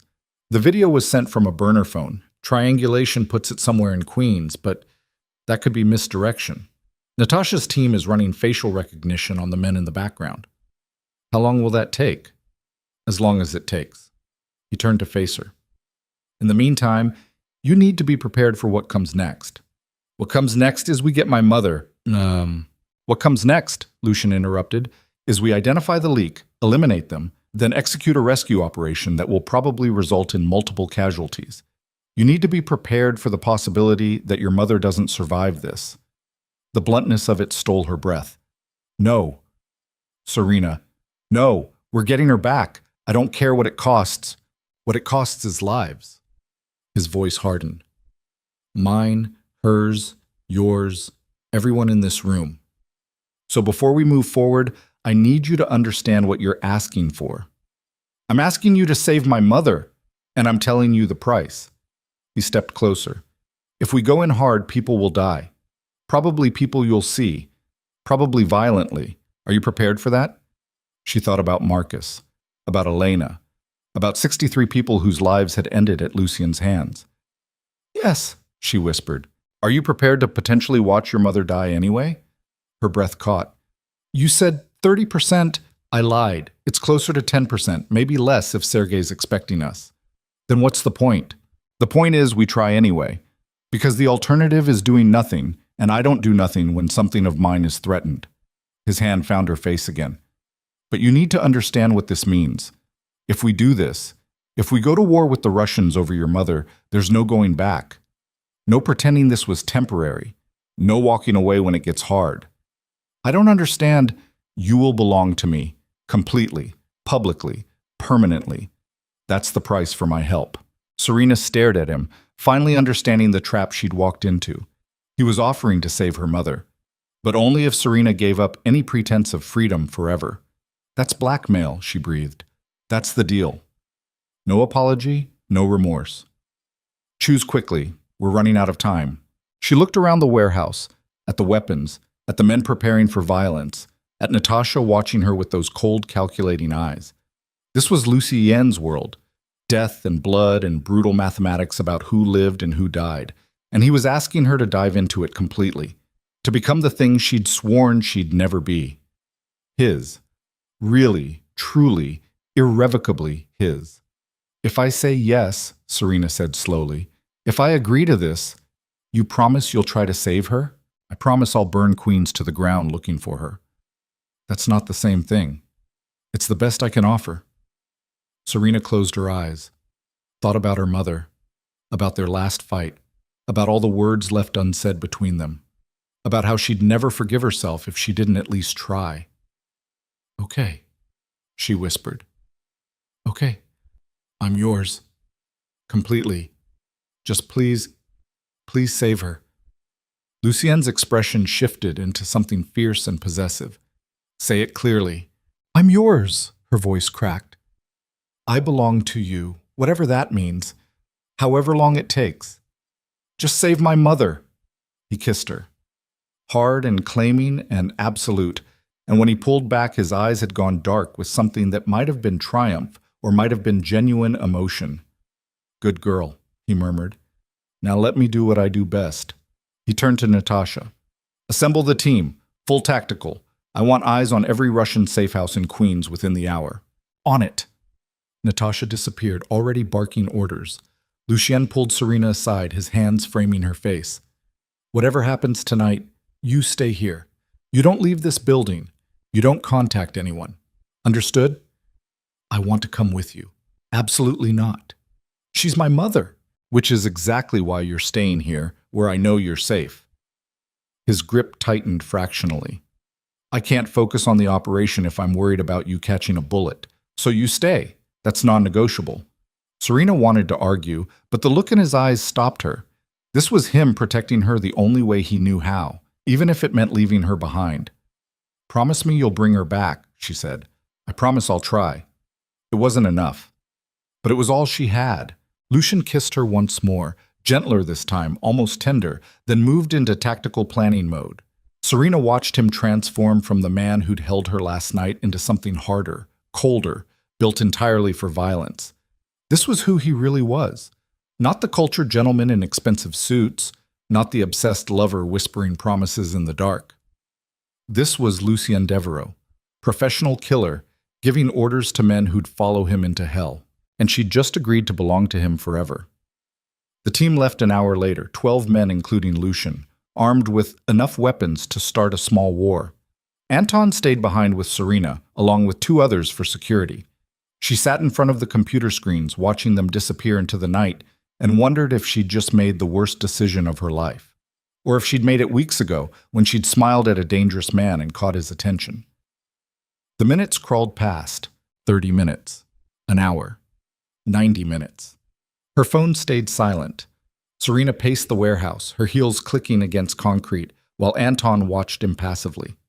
She wanted to scream, wanted to break something, wanted to rewind time to before any of this started. But time only moved forward, and somewhere in Queens, Lucien was either saving her mother or getting himself killed. 2 hours in, her phone finally buzzed. Unknown number. Her hand shook as she answered. Hello? Miss Morgan. The voice was male, heavily accented, Russian. We need to talk about your boyfriend's very stupid decision to attack my men. Serena's blood ran cold. Who is this? Sergei Volkov, and I'm calling to inform you that Lucien just walked into a trap. By the time he realizes, it will be too late. What have you done? What I should have done weeks ago. Eliminated a problem. She could hear the smile in his voice. Your mother is already dead. Has been for hours. The video was old footage. We killed her the moment we grabbed her. The world tilted. No, Serena breathed. And now Lucien is surrounded by 50 of my best men in a building rigged to explode. He has approximately 3 minutes to escape before the whole structure comes down. You're lying. Am I? Tell me, Miss Morgan, was your great love worth your mother's life? Was spreading your legs for a monster worth watching everything you cared about burn? Serena's legs gave out. I'll give you one chance to save him, Sergei continued. Turn yourself over to my men at this location within the hour. Come alone. Come willing, and I'll call off the explosion. Lucien lives. You die instead. That's the trade. How do I know you'll keep your word? You don't, but it's the only option you have. He rattled off an address in Brooklyn, barely 3 blocks from the warehouse. 1 hour, Miss Morgan. Tick-tock. The line went dead. Serena sat on the cold concrete floor, the phone falling from her nerveless fingers, and felt the last pieces of her old self finally shatter. Her mother was dead. Lucien was about to die, and the only way to save him was to sacrifice herself to a man who'd probably kill her anyway. This was the trap, the real one. Not the Russians threatening her mother, but forcing her to choose between the life she'd known and the monster she'd fallen for, between who she'd been and who she was becoming. Anton approached, his expression concerned. Serena looked up at him, at this loyal soldier who'd been ordered to keep her safe, and made her decision. "I need to leave," she said. Anton shook his head, pointing at his watch. "Lucien's orders." "I know what Lucien said, but everything's changed." She stood on shaking legs. "Sergei just called. It's a trap. The whole thing was a trap, and if I don't go to him, Lucien dies." Anton's eyes narrowed. He pulled out his phone, typing quickly. "Boss's orders. You stay." "Then you're going to have to stop me physically," Serena said. "Because I'm walking out that door right now." She moved toward the exit. Anton stepped in front of her, blocking the way. They stood there in tense silence, this scarred soldier following his orders, and the woman who'd just agreed to belong to his boss forever. "Please," Serena whispered, "if you care about Lucien at all, let me do this. Let me save him." Something flickered in Anton's expression. Then slowly, reluctantly, he stepped aside. Serena ran. Out into the Brooklyn night, toward an address where death was waiting, toward a choice that would define everything that came after. She didn't have a plan, didn't have weapons, didn't have anything except the certainty that she couldn't let Lucien die for her. Even if it meant dying for him instead. Even if it meant becoming exactly what she'd sworn she'd never be. A woman so desperate to save a monster that she'd become monstrous herself. 3 blocks had never felt so far. By the time Serena reached the address Sergei had given, her feet were bleeding from running in heels, and her lungs burned from exertion and fear. The building was abandoned, old factory, broken windows, the kind of place where bad things happened and nobody heard you scream. Perfect place for a murder. 2 men waited outside. They grabbed her the moment she approached, patting her down for weapons with brutal efficiency. "She's clean," one said into a radio. "Bring her in," came the response. They dragged her inside through corridors that smelled like rot and rust, into a large open room where Sergei Volkov waited. He was older than she expected, maybe 60, with gray hair and the kind of face that had seen every terrible thing the world offered and participated in most of them. He smiled when he saw her. "Miss Morgan, so glad you could join us." Serena lifted her chin, refusing to show fear. "I'm here. Call off the explosion." Such demands from such a small woman. He circled her slowly. "Do you even know what you are to Lucien? A toy, an amusement, something he'll discard the moment you become inconvenient." "You're wrong." "Am I?" "He let Elena die. He'll let you die too." "Then why do you want me?" Sergei's smile widened. "Because killing you will hurt him more than anything else I could do. And I've been waiting 3 years to make him hurt." Serena's stomach dropped. "The explosion." "There is no explosion. That building is empty. Has been for months. I just needed you desperate enough to do something stupid." He gestured to his men. "Like walking voluntarily into my hands." She'd been played. Completely, thoroughly played. "So what now?" she asked, voice steadier than she felt. "Now?" Sergei pulled a gun from his jacket. "Now I send Lucien a video of his precious girlfriend begging for her life. Then I kill you slowly. Then I send him the pieces." He raised the weapon. And Serena realized that this was it. The end. Not in Lucien's arms or fighting for survival, but alone in a factory, outsmarted by a man who wanted revenge more than reason. She closed her eyes, waited for the bullet, heard the gunshot, felt nothing. Serena's eyes snapped open. Sergei was staring at the hole in his chest, expression more surprised than pained. He looked up, past Serena, toward the doorway. Lucien stood there, gun still raised, expression absolutely murderous. "Mine," he said quietly. Then all hell broke loose. The gunshot echoed through the warehouse like thunder, and for one suspended moment everything froze. Sergei staring at the blood blooming across his chest, his men reaching for weapons, Serena standing in the middle of it all with her heart trying to beat its way out of her ribs. Then Lucien moved. He fired twice more in rapid succession, dropping the 2 men closest to Serena before they could clear their holsters. His team poured through the doorway behind him, Natasha first, moving with lethal precision, followed by the others in a coordinated assault that turned the warehouse into a kill box. Serena hit the floor on instinct, hands over her head, as gunfire erupted from all directions. The sound was deafening, not like movies, but physical, concussive, each shot a punch to the chest. Bullets tore through metal and concrete, ricocheting with deadly whines. Someone screamed. Someone else's scream cut off abruptly. A hand grabbed her arm. She looked up into Lucian's face, spattered with blood that wasn't his, eyes wild with something between rage and relief. "Stay down!" he shouted over the chaos. Then he was moving again, weapon tracking targets with professional efficiency. Serena watched him kill 3 men in as many seconds, each shot placed with surgical precision. This wasn't the cultured gentleman from dinner parties. This wasn't even the obsessed lover from last night. This was a weapon in human form, and it was terrifying how beautiful he looked doing it. The firefight lasted maybe 2 minutes, but felt like hours. When the last Russian fell and the echoes finally died, Serena's ears were ringing so loudly she could barely hear her own breathing. Lucien was back at her side immediately, hands running over her body, checking for injuries. "Are you hurt?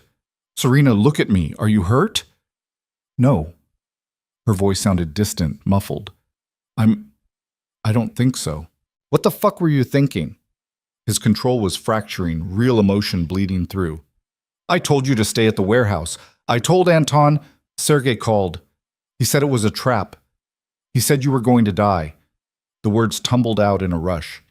"He said my mother was already dead and the only way to save you was to trade myself." "Your mother is alive." Serena's brain stuttered. "What?" "It's cool. Your mother is alive.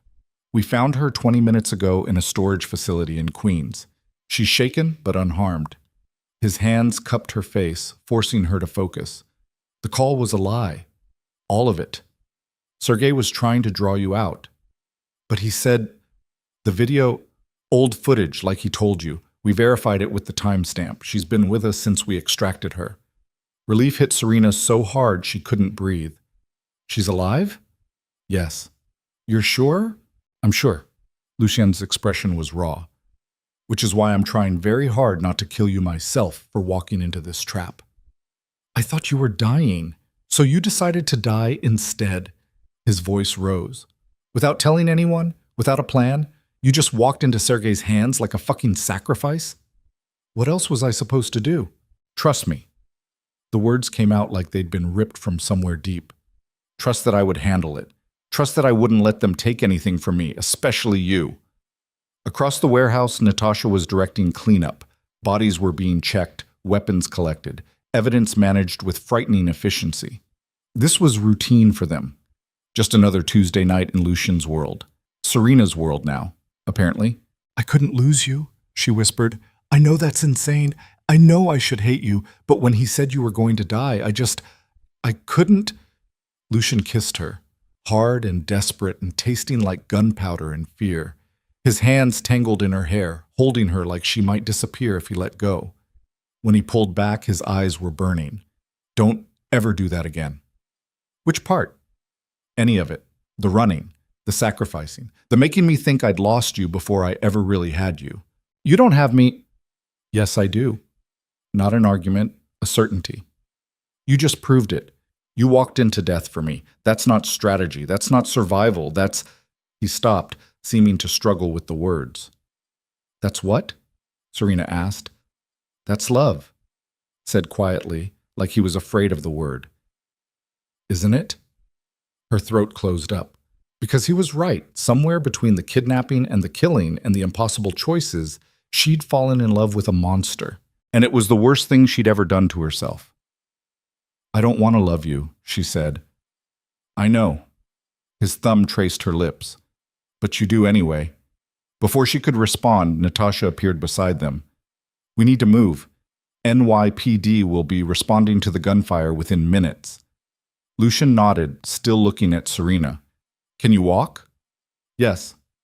"Then let's go. We'll talk more when we're somewhere safe." Safe? The word felt foreign. Serena didn't think she'd ever feel safe again. They left through a back entrance, stepping over bodies and spent shell casings. Outside, 3 black SUVs waited with engines running. Lucian guided Serena into the middle vehicle, climbing in beside her while Natasha took the front passenger seat. The convoy pulled away just as sirens became audible in the distance. Serena stared at her hands. They were shaking. Everything was shaking now that the adrenaline was wearing off, leaving behind the awful reality of what she'd just witnessed. She'd watched people die tonight, watched Lucian kill them, and felt grateful instead of horrified. "Where are we going?" she asked. "Safe house in Connecticut. It's about 2 hours away, fully secure, and nobody except my inner circle knows it exists." Lucienne hadn't let go of her hand. "Your mother is already there waiting." "I need to see her." "You will? Soon." He squeezed her fingers gently. "First, we need to discuss what happens next." "What do you mean?" "I mean, Sergei Volkov isn't dead. The shot hit his lung, not his heart.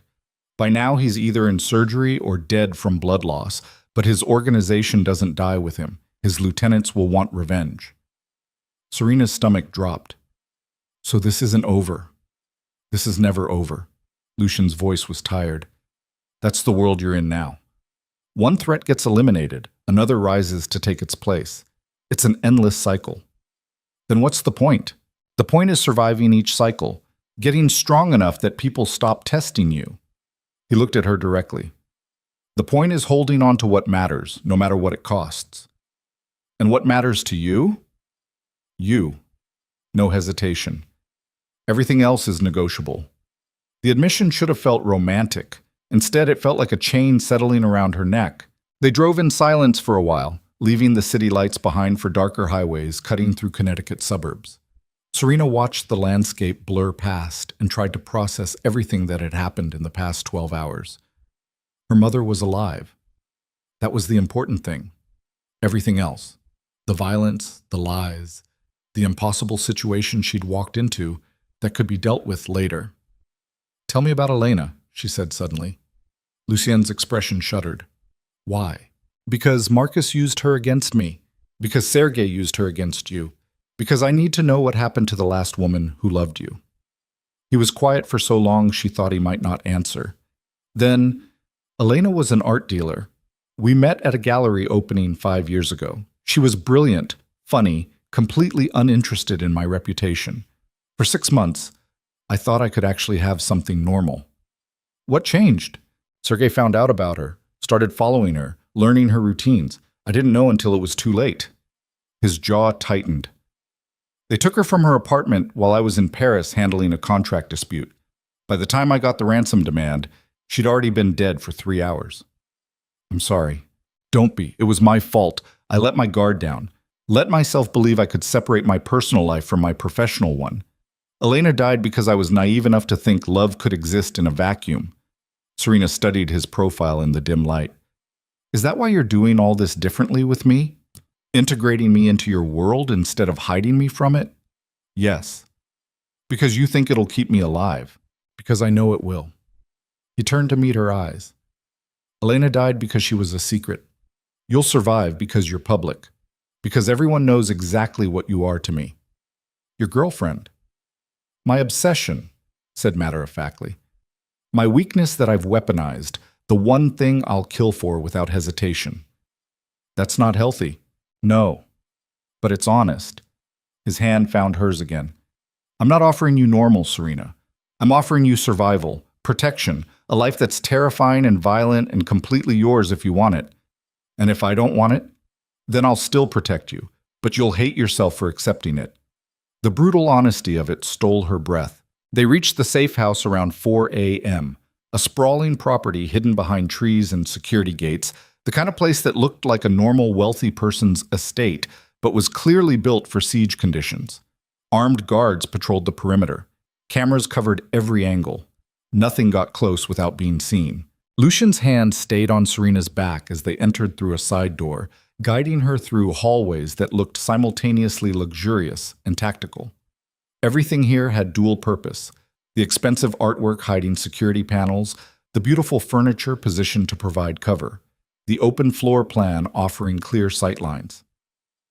"She's in the East Wing," Natasha said, appearing from somewhere. "Second door. Doctor's with her now, but she's stable." "Thank you." Lucian looked at Serena. "Go. I'll be right behind you." Serena didn't need to be told twice. She practically ran down the indicated hallway, her bleeding feet leaving faint marks on expensive carpet, her heart in her throat. The door was ajar. She pushed it open. Her mother sat on a bed, looking small and old and nothing like the formidable woman Serena remembered. A doctor was checking her blood pressure, murmuring reassurances, When she looked up and saw Serena, her face crumpled. Mom, Serena. Her voice was hoarse. Oh my God, Serena. They met in the middle of the room, colliding in a hug that felt like coming home and breaking apart simultaneously. Her mother was crying, and Serena realized she was crying too, both of them holding on like the world was ending. I'm so sorry, Serena gasped. I'm so sorry. This is all my fault. What?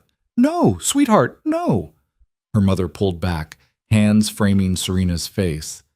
Those men said you were in trouble, said they needed my help to protect you. I thought I was helping. You were kidnapped because of me, because of choices I made. What choices?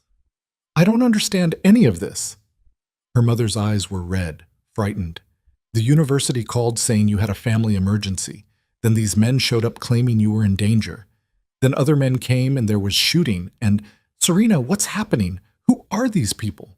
Serena's mouth opened, but nothing came out. How did you explain this? How did you tell your mother that you'd fallen in love with a criminal, that you'd traded your freedom for protection, that you were now part of a world where kidnapping and murder were just business as usual? It's complicated, she managed. Then uncomplicate it. Her mother's voice gained some of its old steel. Because I just spent 6 hours terrified I was going to die, and I deserve to know why. Movement in the doorway made them both turn. Lucien stood there, and Serena watched her mother's expression shift from confusion to recognition to something like horror. You, her mother breathed.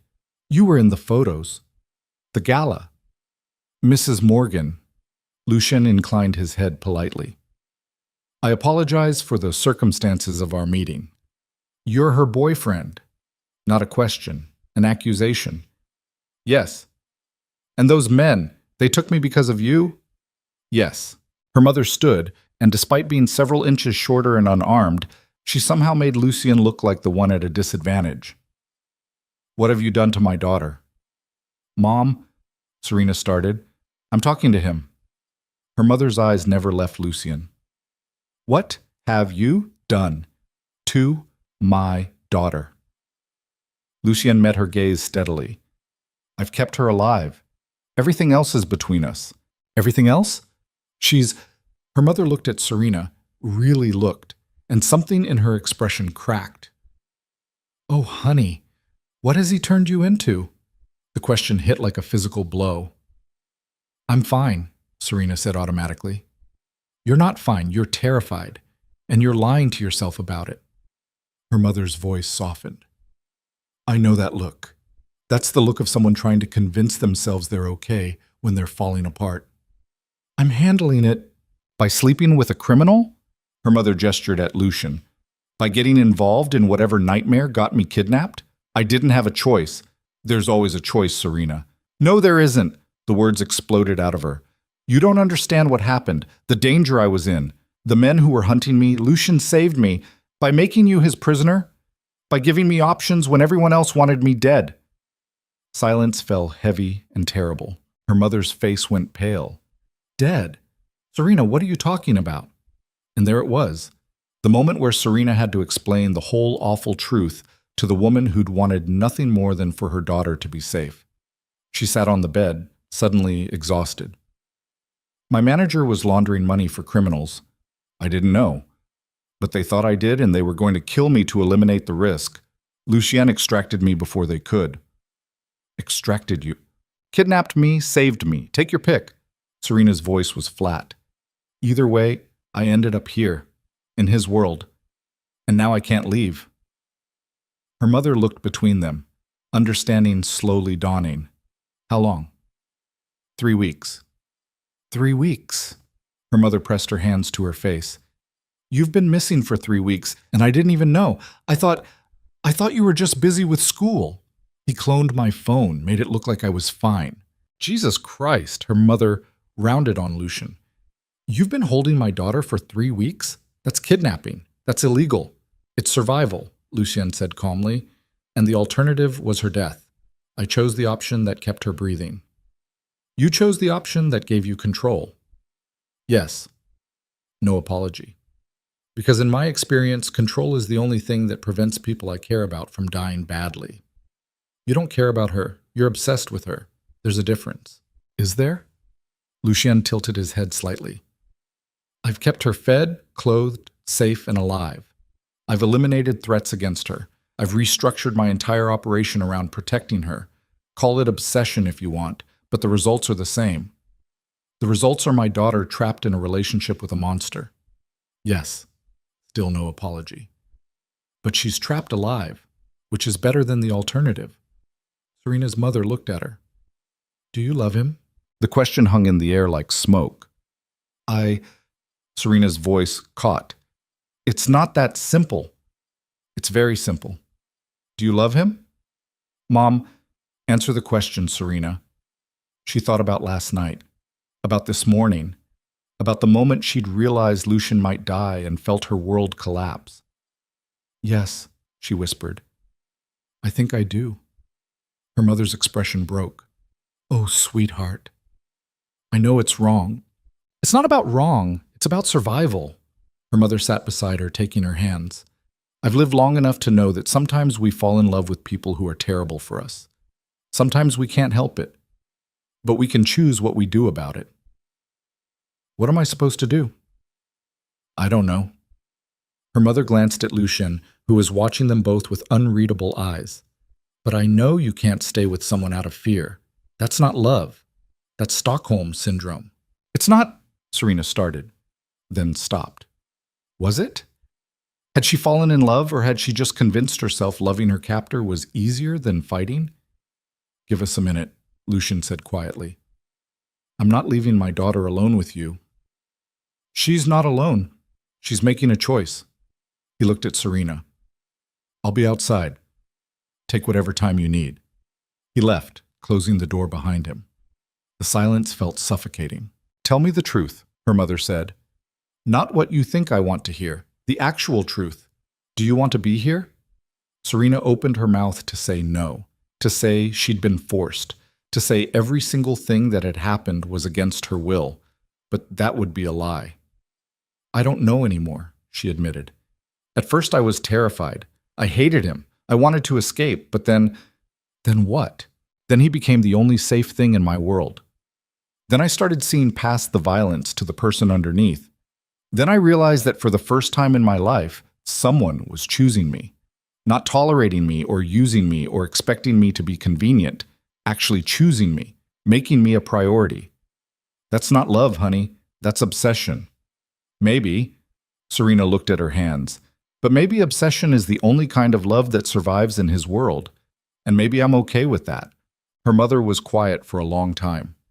Do you know what your father was like? The non sequitur threw her. What? Your father, before he left. He was obsessed with me too, consumed by it. I thought it was romantic at first, thought it meant he loved me more than anything. Her mother's voice went distant.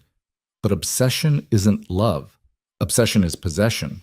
And eventually, when I didn't live up to whatever fantasy he'd built in his head, he left, found someone new to obsess over. Lucien isn't like that. How do you know?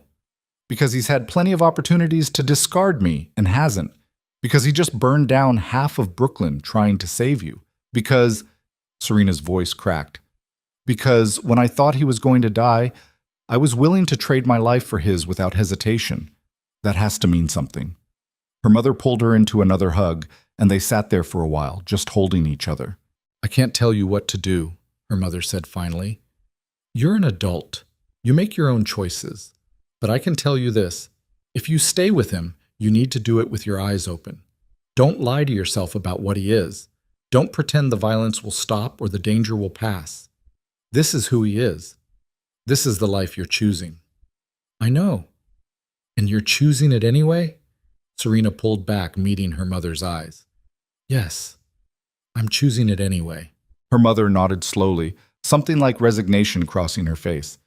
Then I guess all I can do is make sure you survive it. What does that mean? It means I'm not leaving, not until I know you're actually safe and not just telling yourself you are. Mom, you can't stay here. Watch me. Her mother's voice gained that familiar stubborn edge. That man out there thinks he can protect my daughter? Fine. but I'm going to make damn sure he follows through. Despite everything, Serena almost smiled. You're going to babysit my criminal boyfriend? I'm going to make sure he treats you right, and if he doesn't... Her mother's eyes went hard. Well, I've survived worse than him. Serena doubted that, but didn't argue. When they emerged from the room, Lucien was waiting in the hallway. He looked between them, reading the situation with that eerie precision he had. Mrs. Morgan will be staying as our guest, he said. Not a question. Until I'm satisfied my daughter is safe, Serena's mother confirmed. That a problem? No, I'll have a room prepared. He looked at Serena. We need to talk. Strategy meeting in 20 minutes. About what? About what comes next. His expression was grim. Sergei survived surgery, which means the Russians are going to retaliate. Hard. Serena's stomach dropped. I thought, when you shot him, I aimed for the lung because I wanted him to suffer, not die quickly. A mistake in retrospect. Lucien ran a hand through his hair. His organization is already mobilizing. We have maybe 12 hours before they move against us. So what do? We finish this. His eyes met hers. Permanently. The strategy meeting happened in what looked like a dining room, but was clearly designed as a command center. Maps covered the table, laptops open showing security feeds, and Lucien's entire inner circle gathered around. Natasha, Anton, and half a dozen others whose names Serena didn't know. Sergei's in a private hospital in Manhattan, Natasha said, pulling up blueprints on a screen. 30 guards minimum, police protection, full medical staff. It's a fortress. Then we make it a tomb, Lucien said. You want to attack a hospital? Serena's voice came out higher than intended. I want to eliminate a threat before it eliminates us. He didn't look at her.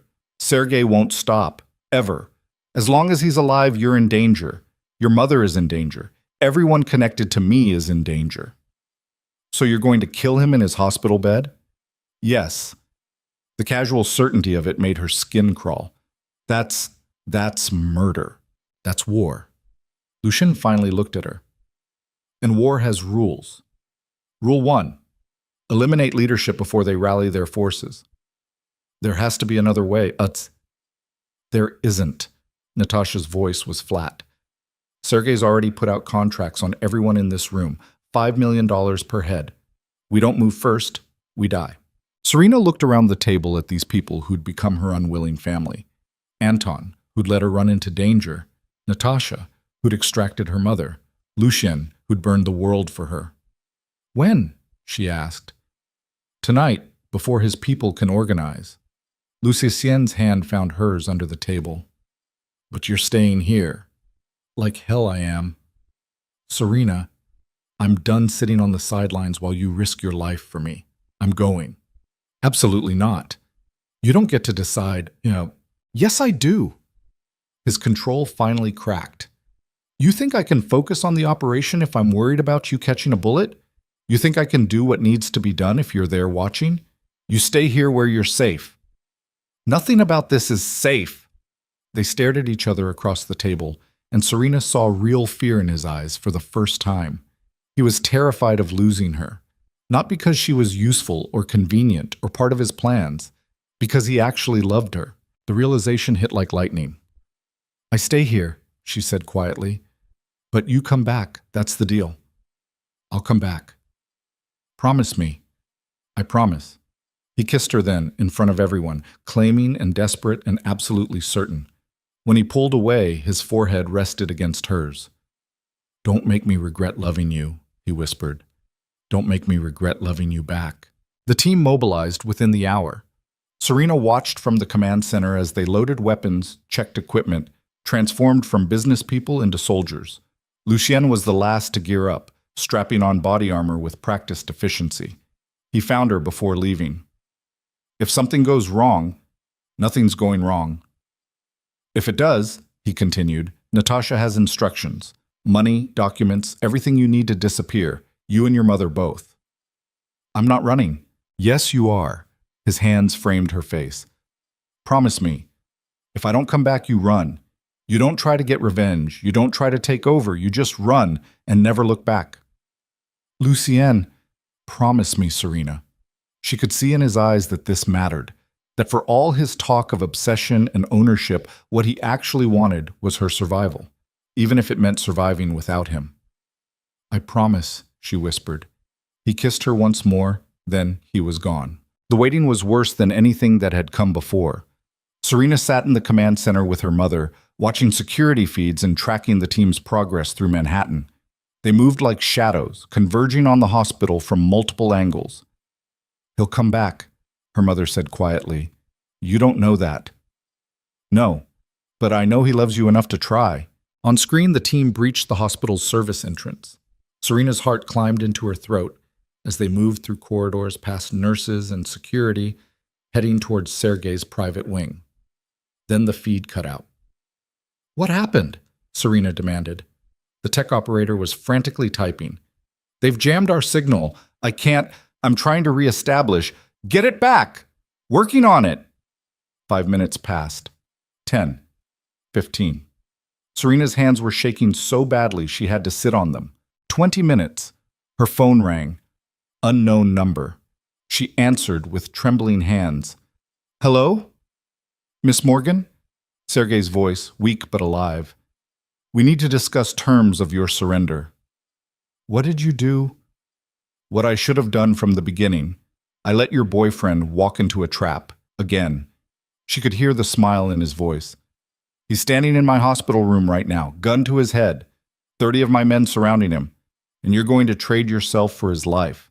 "Don't," Lucien's voice in the background, strained. "Don't do it, Serena." The sound of a gunshot. Not fatal. She could still hear Lucien breathing, but hurt. "That was his knee," Sergei said. "The next one is his head unless you're standing in front of this hospital in 30 minutes. Come alone. Come unarmed, or watch me execute him on live stream." The line went dead. Serena stood, the world tilting beneath her feet. "No," her mother said immediately. "Serena, no. I have to. It's a trap. I know." She was already moving, grabbing keys, a jacket, anything. "But I can't let him die. I can't. Then let me help." Her mother grabbed her arm. "You don't have to do this alone." "Yes, I do. These are my choices, my consequences." Serena pulled free gently. "Make sure you run if this goes badly. Promise me." "Serena, promise me, Mom." Her mother's face crumpled, but she nodded. "I promise." Serena ran. Out to the garage, into one of the waiting SUVs, through security gates that opened automatically. The drive back to Manhattan was a blur of speed and terror and desperate planning. She had no weapons, no backup, no plan except walking into certain death and hoping something would break her way.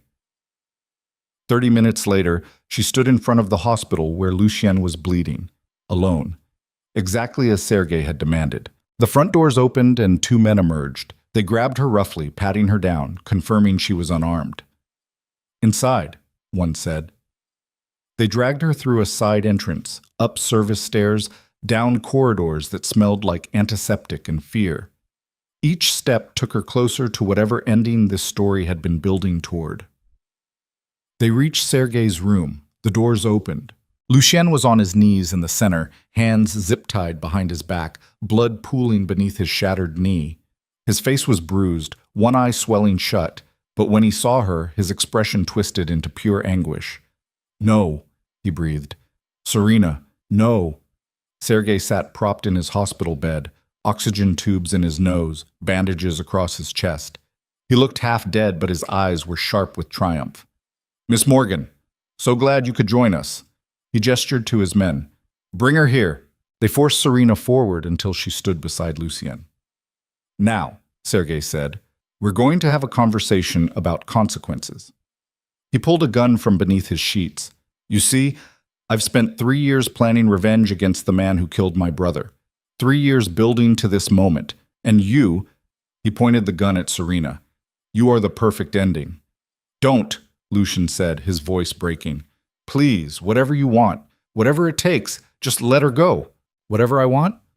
Sergei laughed, wet and pained.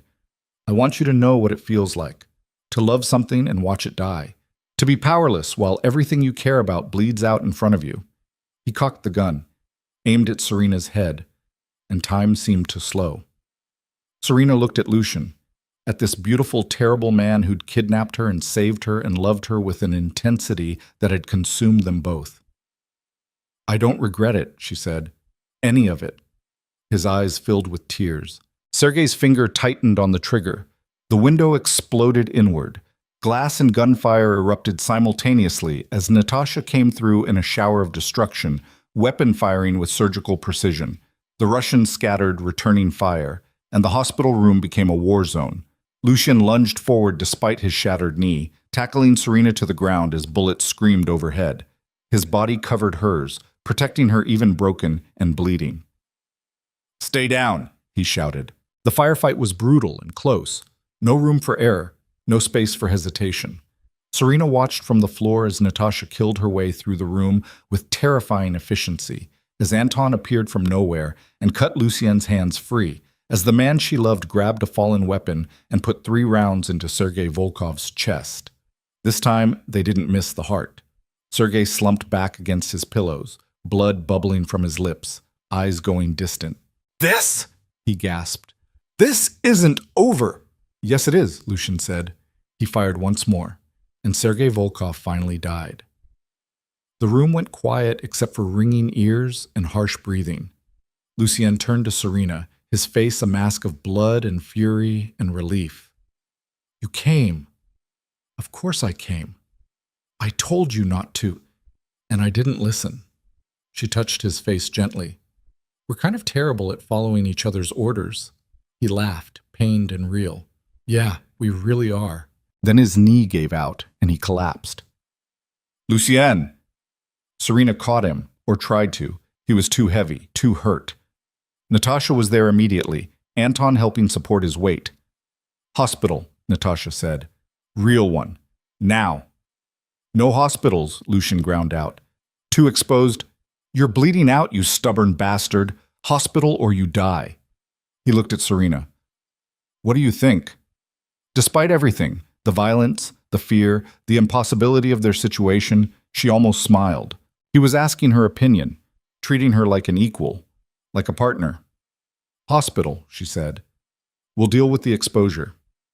"All right." His eyes were starting to unfocus. "All right. But you're coming with me." "Obviously. And we're getting married after this." Serena's breath caught. "What?" "Married. Official. Can't lose you to legal bullshit if something happens." His hand found hers, weak but certain. "Marry me, Serena."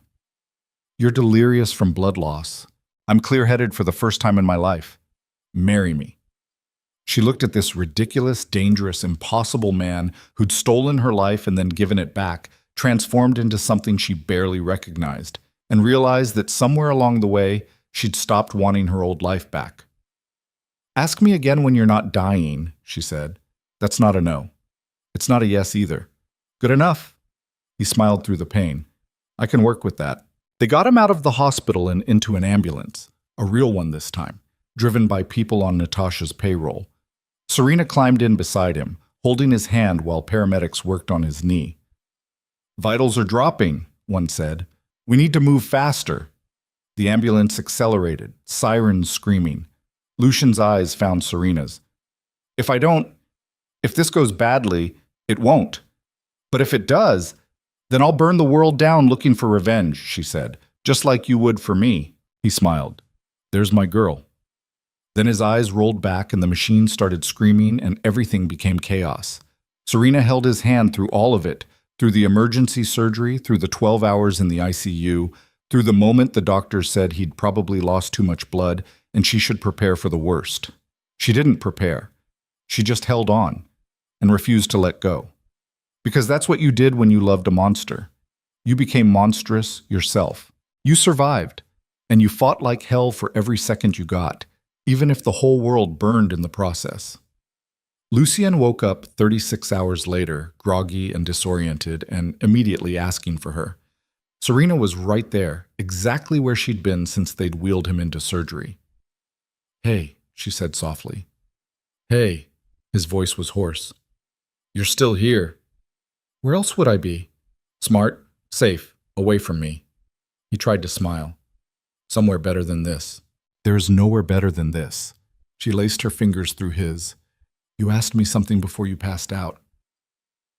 I asked several things. One in particular. His eyes focused on her face. Marriage. Yeah?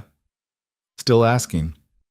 Serena took a deep breath, thought about her mother waiting at the safe house, about the life she'd left behind, about the woman she'd been 3 weeks ago who would have been horrified by everything she'd become. Then she thought about the woman she was now, harder, sharper, capable of walking into death without flinching. A woman who'd found something worth fighting for in the middle of a nightmare. Yes, she said. Lucien's expression transformed. Yes? Yes. I'll marry you. I'll be yours. Officially, publicly, permanently. She leaned closer. But I have conditions. Of course you do. He was smiling now, real and unguarded. Name them. First, you teach me to shoot. I'm done being defenseless. Agreed. Second, I finish my degree, online, in person, whatever, but I finish. Done. Third, she paused. Third, you promise me that when this world finally destroys you, you'll let me go. You won't drag me down with you. You'll give me an out. Lucien's smile faded. No. Lucien, no. I won't promise that. Because if I'm going down, you're the only reason I'd fight to survive. Promising to let you go is promising to die. His hand tightened on hers. I'll give you everything else, but not that. She should argue, should insist, should build in some escape clause for when the inevitable disaster struck. But looking at him, broken and bloodied and absolutely certain, she realized she didn't want an escape clause. She wanted exactly this. The terrifying, all-consuming certainty that they'd burn together or not at all. Okay, she whispered. Okay. No escape clause. Just us. Just us. He pulled her down into a kiss that tasted like hospital antiseptic and blood and promise. Outside, the city continued its endless churning. Inside, Serena Morgan, soon to be Serena Devereaux, held on to the monster she loved and prepared for whatever came next. Because this story wasn't ending, it was just beginning. The wedding happened 3 months later in a private estate overlooking the Hudson River, and it was nothing like Serena had imagined weddings should be. There was no white dress. She wore deep crimson, the color of wine or blood depending on the light. No traditional vows. They wrote their own, stripped of poetry and full of brutal honesty. No guests who didn't carry weapons. Every person in attendance was either family or had killed for Lucien at some point, sometimes both. Serena's mother sat in the front row wearing an expression that suggested she was still processing how her daughter's life had led to this moment. She'd stayed at the safe house for 6 weeks after Sergei's death, watching Lucien recover, observing how he and Serena moved around each other like binary stars locked in gravitational pull. Eventually, she'd stopped asking if Serena was sure and started asking practical questions about security protocols and exit strategies. She'd accepted it, in her way. Accepted that her daughter had fallen in love with a monster and was choosing to stay anyway.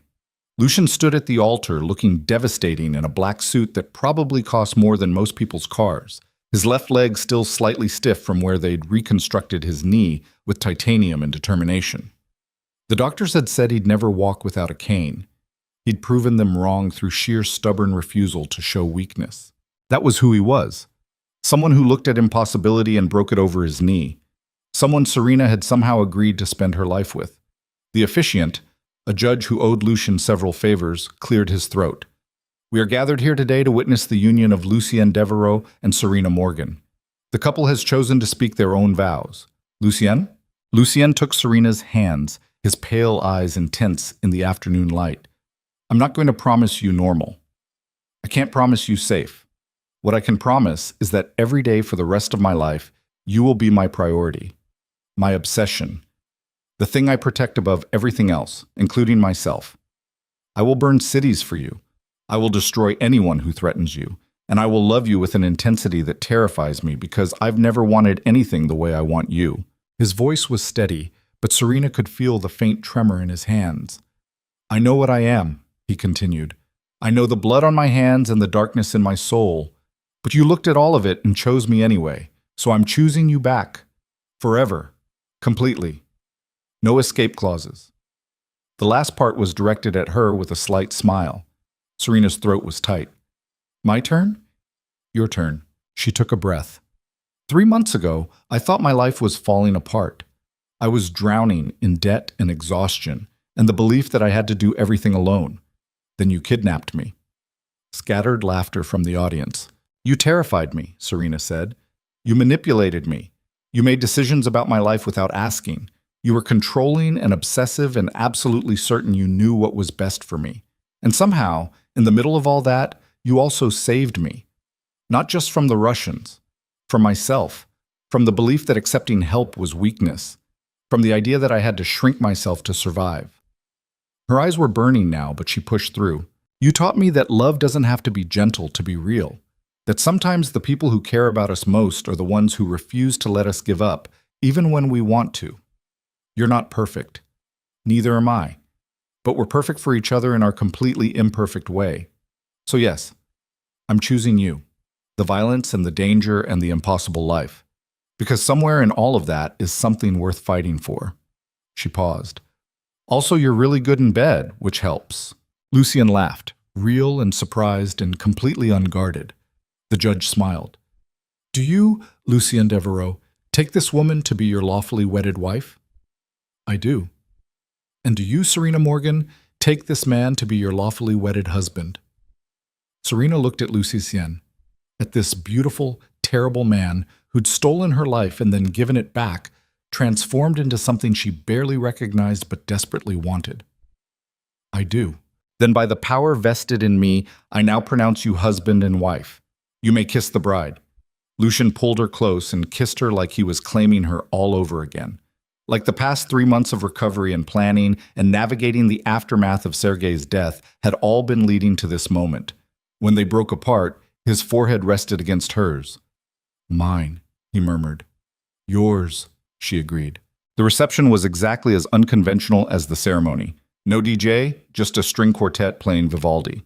No dancing, just conversation and excellent food, and the subtle awareness that half the guests were conducting business even while celebrating. This was Lucien's world, where weddings doubled as networking opportunities, and every interaction carried weight beyond social niceties. Serena moved through it with growing confidence, her hand in Lucien's, accepting congratulations from people whose names she was still learning. Natasha gave her a rare smile and a hug that felt genuine. Anton presented a gift, a Glock 19, custom engraved with her new initials. For protection, he signed in the simple sign language he'd taught her over the past months. Thank you, she signed back. Her mother found her near the end of the evening, pulling her aside to a quiet corner of the garden. So, her mother said, you're really doing this. I really did this, past tense, we're married. I know, I watched.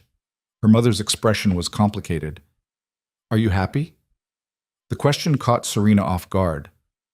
I think so. It's not the kind of happiness I expected, but yes. What kind is it? Serena thought about how to explain. It's the happiness of knowing exactly where you stand, of having someone who sees all your worst parts and wants you anyway, of feeling safe even when everything around you is dangerous. That's not happiness, sweetheart. That's survival. Maybe they're the same thing now. Serena looked back toward the reception, where Lucien was deep in conversation with one of his lieutenants. I'm not the person I was 3 months ago, Mom. That woman died. What's left is someone harder, someone who can live in this world without breaking. And you're okay with that? I have to be, because going back isn't an option. Her mother was quiet for a moment. I wish I could have protected you from this. You did protect me. You raised me to be strong enough to survive when life got complicated. Serena took her mother's hand. This is just more complicated than either of us imagined. That's one word for it. They stood together in the garden while the party continued inside, and Serena felt the weight of every choice that had led her here. The decision to smile at a stranger. The decision to get in his car. The decision to stay when running might have been safer. None of it had been easy, but she didn't regret it. Later, when the guests had finally left and the staff were cleaning up, Lucien found Serena standing on the balcony overlooking the river. He wrapped his arms around her from behind, his chin resting on her shoulder. Thinking? He asked. Always. About what? About how 3 months ago I was terrified of you, and now I'm your wife. Regrets? Surprisingly, no. She leaned back against him. You? Never. His arms tightened. Though I should probably confess something. Serena's stomach dropped. What? The night I first saw you, at Valentino's. I wasn't there for a meeting with Marcus. She turned in his arms. What? I was there because someone had told me about a waitress who was getting harassed by her boss and needed extraction from a dangerous situation. I was planning to offer you a job, different kind of protection. Someone told you? Who? Lucien smiled slightly. Your mother. The world tilted. What? She called an old friend who had connections. Asked if anyone could help her daughter who was in over her head in New York. That friend called me. So I went to check on you, and you smiled, and he shrugged. Everything changed. Serena's mind was reeling. My mother set this up? She set up an intervention. I turned it into an obsession. There's a difference. Does she know that I was supposed to just offer you a legitimate job and instead kidnapped you? No. I thought it best to leave that part out. Lucien, I know, it's fucked up, but that's how we started. His hands framed her face. Your mother was trying to save you. I was trying to own you. Somewhere in the middle, we found something real. Serena didn't know whether to laugh or cry. So this whole time, your mother thought I was a legitimate businessman offering her daughter a better opportunity. Which I was, technically. Just not in the way she imagined. We have to tell her. Absolutely not. Let her keep thinking this happened organically. It'll be easier for everyone. That's lying. That's kindness. He kissed her forehead. Some truths don't need to be spoken. They just need to be survived. They stood there for a while, holding each other while the river flowed beneath them and the city lights glittered in the distance. This was their life now, built on partial truths and dangerous choices and love that shouldn't work, but somehow did. The next morning, Serena woke in Lucien's arms in a hotel suite overlooking Central Park. They decided against a honeymoon, too exposed, too many variables, and instead planned to spend a week at the Connecticut safe house. But first, Lucien had something to show her. They drove into the city, Anton at the wheel as always, and pulled up in front of a building Serena didn't recognize. It was elegant but understated, the kind of place that spoke of old money and careful discretion. Where are we? She asked. Your wedding present. Lucien helped her out of the car. Come on. He led her inside, through a lobby with marble floors and antique furniture, up an elevator to the top floor. The doors opened directly into a penthouse apartment that took Serena's breath away. Floor-to-ceiling windows overlooking the park, open floor plan filled with natural light, furniture that managed to be both comfortable and expensive. Everything decorated in warm neutrals instead of Lucien's usual stark blacks and grays. What is this? She breathed. Ours. I bought it 2 months ago. He watched her reaction carefully. I know the other penthouse is secure, but it's also a fortress. I thought you might want somewhere that feels more like a home. Serena walked through the space, touching surfaces, testing the reality of it. There was a library, actual built-in shelves filled with books. A kitchen that looked designed for real cooking instead of just reheating takeout. A bedroom with a view that made her want to never leave. You did this for me? I did this for us. He came up behind her. The other place is for business. This is for living. It's perfect. There's more. He took her hand, leading her to what looked like a home office. Inside was a desk, a computer, and acceptance letters from 3 different universities offering her full academic scholarships. Serena's hands shook as she picked up the letters. How? I may have made some calls, explained your situation, the legitimate parts anyway, emphasized your academic record and potential. All 3 schools want you. He leaned against the doorframe. You pick which one. You finish your degree like you wanted, on your terms. Tears were streaming down her face now. Why are you doing this?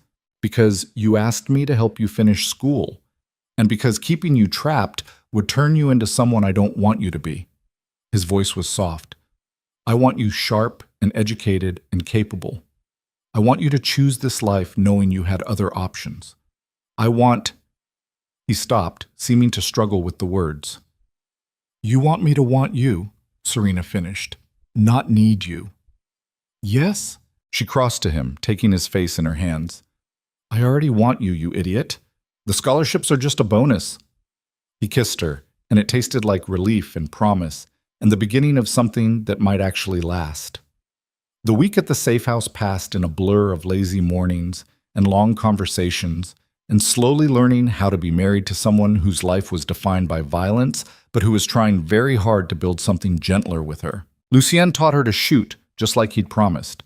They spent hours at the private range he'd built in the basement, him adjusting her stance, correcting her grip, patient in ways she wouldn't have expected. Breathe out as you squeeze, he murmured behind her. Don't pull the trigger. Squeeze it. She fired. The shot went wide. Again. They did it again and again until her arms ached and her ears rang despite the protection. But eventually the shots started landing where she aimed them. Better, Lucien said. Much better. Serena lowered the weapon, safety on, and turned to face him. Do you ever get tired of it? Of what? The violence. The constant vigilance. Never being able to fully relax. He considered the question. Sometimes. Usually at 3 a.m. when I can't sleep because I'm running threat assessments in my head. But then I look at you and I remember why I do it. That's a lot of pressure to put on one person. You can handle it. He took the gun from her, setting it aside. You're stronger than you think. I'm terrified half the time. Good. Fear keeps you sharp. His hand settled on her waist. Just don't let it control you. They made love that night with a tenderness that surprised them both. No desperation, no claiming, just the slow exploration of bodies becoming familiar with each other. Afterward, lying tangled in sheets, Serena traced the scars on Lucien's chest, old wounds from a life lived dangerously. Tell me about this one, she said, touching a long mark along his ribs. Knife fight in Prague. I was 23 and stupid. And this? Gunshot, Moscow, 26. This? That one's from you.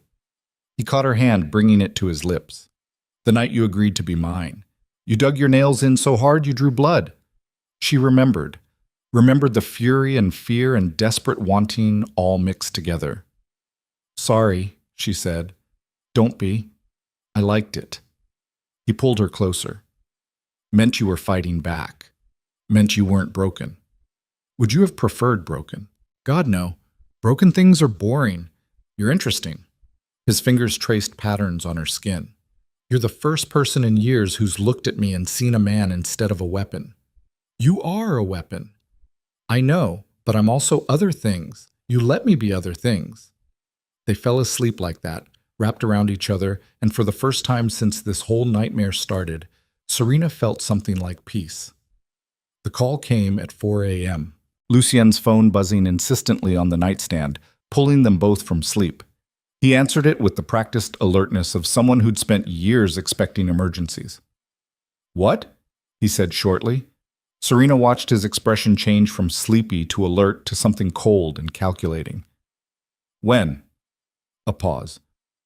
How many? Another pause. Secure the perimeter. I'll be there in 20 minutes. He hung up and was already moving, pulling on clothes with efficient speed. What's wrong? Serena asked. The Russians.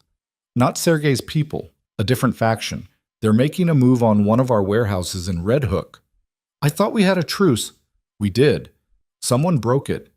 He was strapping on his shoulder holster now, checking his weapon. I need to handle this before it escalates. Serena sat up, suddenly wide awake. I'm coming with you. Absolutely not. Lucien? This is different. This is active combat, not a rescue operation. You're staying here where it's safe. Nothing's safe. You taught me that. She was out of bed now, pulling on her own clothes. You said you wanted me sharp and capable, so let me be capable. Not like this, exactly like this. She faced him directly. I'm your wife now, your partner. That means I don't sit on the sidelines while you risk your life. We do this together or not at all. They stared at each other, and Serena could see him calculating, weighing risks, trying to find an argument that would work. You carry the weapon Anton gave you, he said finally. You stay behind me at all times, and if I tell you to run, you run. Agreed? Agreed. God help me. He grabbed his jacket. Let's go. The warehouse was chaos when they arrived. Gunfire echoed from inside, muzzle flashes visible through broken windows. Lucien's team had the building surrounded, returning fire, but the Russians inside had fortified positions. Natasha met them at the tactical van, her face grim. 12 hostiles inside. They're using our own people as shields. We can't get a clean shot without risking our guys. Casualties? Lucien asked. 3 wounded, 1 critical. They're asking for you specifically. Said they want to negotiate. It's a trap. Obviously. But they have leverage. Lucien's jaw tightened. He looked at Serena. Stay here with Natasha. No. Serena, you go in there alone, they'll kill you. You go in with your team, they'll kill the hostages. But if I go with you, she took a breath. They don't know me. They don't know I'm armed. I can get close. Absolutely not. She's right, Natasha said quietly. They're expecting you or your soldiers. They won't expect her. Lucien looked like he wanted to hit something. This is insane. This is strategy, Serena said. You taught me that. He grabbed her shoulders, his expression torn between pride and terror. If anything happens to you, then you'll burn the world down. I know. You've mentioned it. She stood on her toes, kissing him quickly. But nothing's going to happen. Trust me. I do trust you. It's everyone else I don't trust. Then cover me and let me do this. They approached the warehouse together, hands raised, Lucien calling out their presence. The shooting stopped. A voice from inside, heavily accented, hostile, responded. Devereaux, finally! We were beginning to think you didn't care about your people. What do you want? Lucien kept his voice level.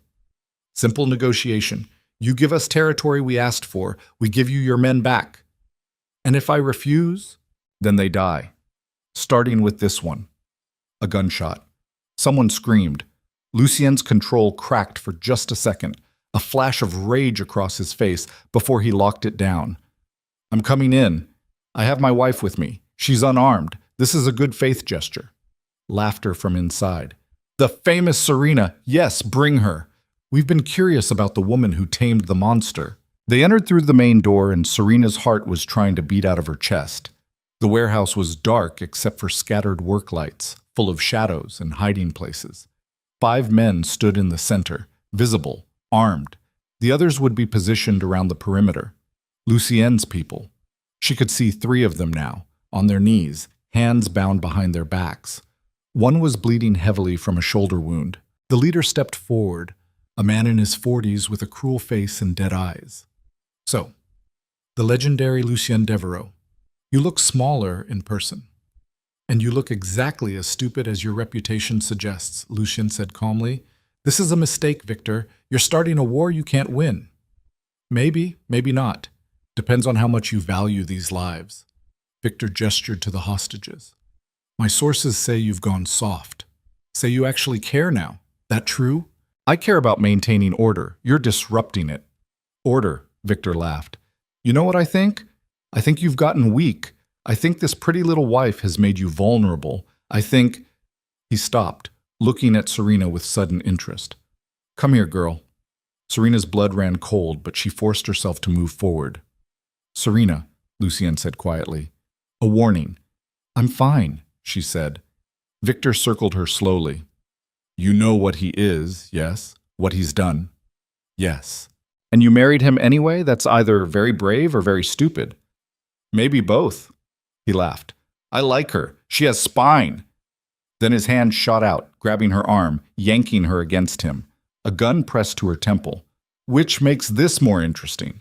Everything happened at once. Lucien's weapon came up, but Victor's men had him covered from 3 angles. The hostages started shouting. And Serena's training kicked in. The hours at the range, Lucien's voice in her head telling her to stay calm, to wait for the opening. Victor was monologuing now, something about power dynamics and showing strength. His grip on her arm was tight, but his attention was divided. Serena's hand slipped to her concealed holster. The thing about monsters, Victor was saying, is that they can be broken if you know their weakness. And you, pretty girl, are his weakness. Serena drew and fired in one smooth motion. The shot took Victor in the knee, exactly where Lucian had taught her to aim for maximum pain and minimum lethality. He went down screaming, and Serena rolled away as chaos erupted. Lucian's team burst through the windows simultaneously, weapons firing with coordinated precision. The firefight was brief and brutal. 3 Russians down in as many seconds, the others trying to retreat. Lucien moving through the space like death incarnate, every shot perfectly placed. When the smoke cleared, it was over. Victor was still alive, writhing on the floor, clutching his shattered knee. Lucien stood over him, weapon pointed at his head. "You made a mistake," Lucien said quietly. "You touched what's mine." "Wait, we can negotiate." "You already negotiated. Badly." He glanced at Serena. "What do you think? Should I kill him?" Serena looked at the man who'd threatened her, who'd held a gun to her head, who'd proven exactly why Lucien lived the way he did. "No," she said. Lucien's eyebrow rose. "Don't kill him," Serena continued. "Let him live. Let him go back to his organization and explain how he failed, how a waitress from Ohio shot him, how he underestimated us both." Understanding dawned in Lucian's expression. "You want to make him an example. I want to make him a message. We're not weak, we're not vulnerable, and anyone who thinks differently ends up like him." Lucien smiled, fierce and proud, and absolutely feral. "I really love you." He turned back to Victor. "You heard my wife. You get to live. But you're going to deliver a message for me. Tell your organization that this territory is claimed.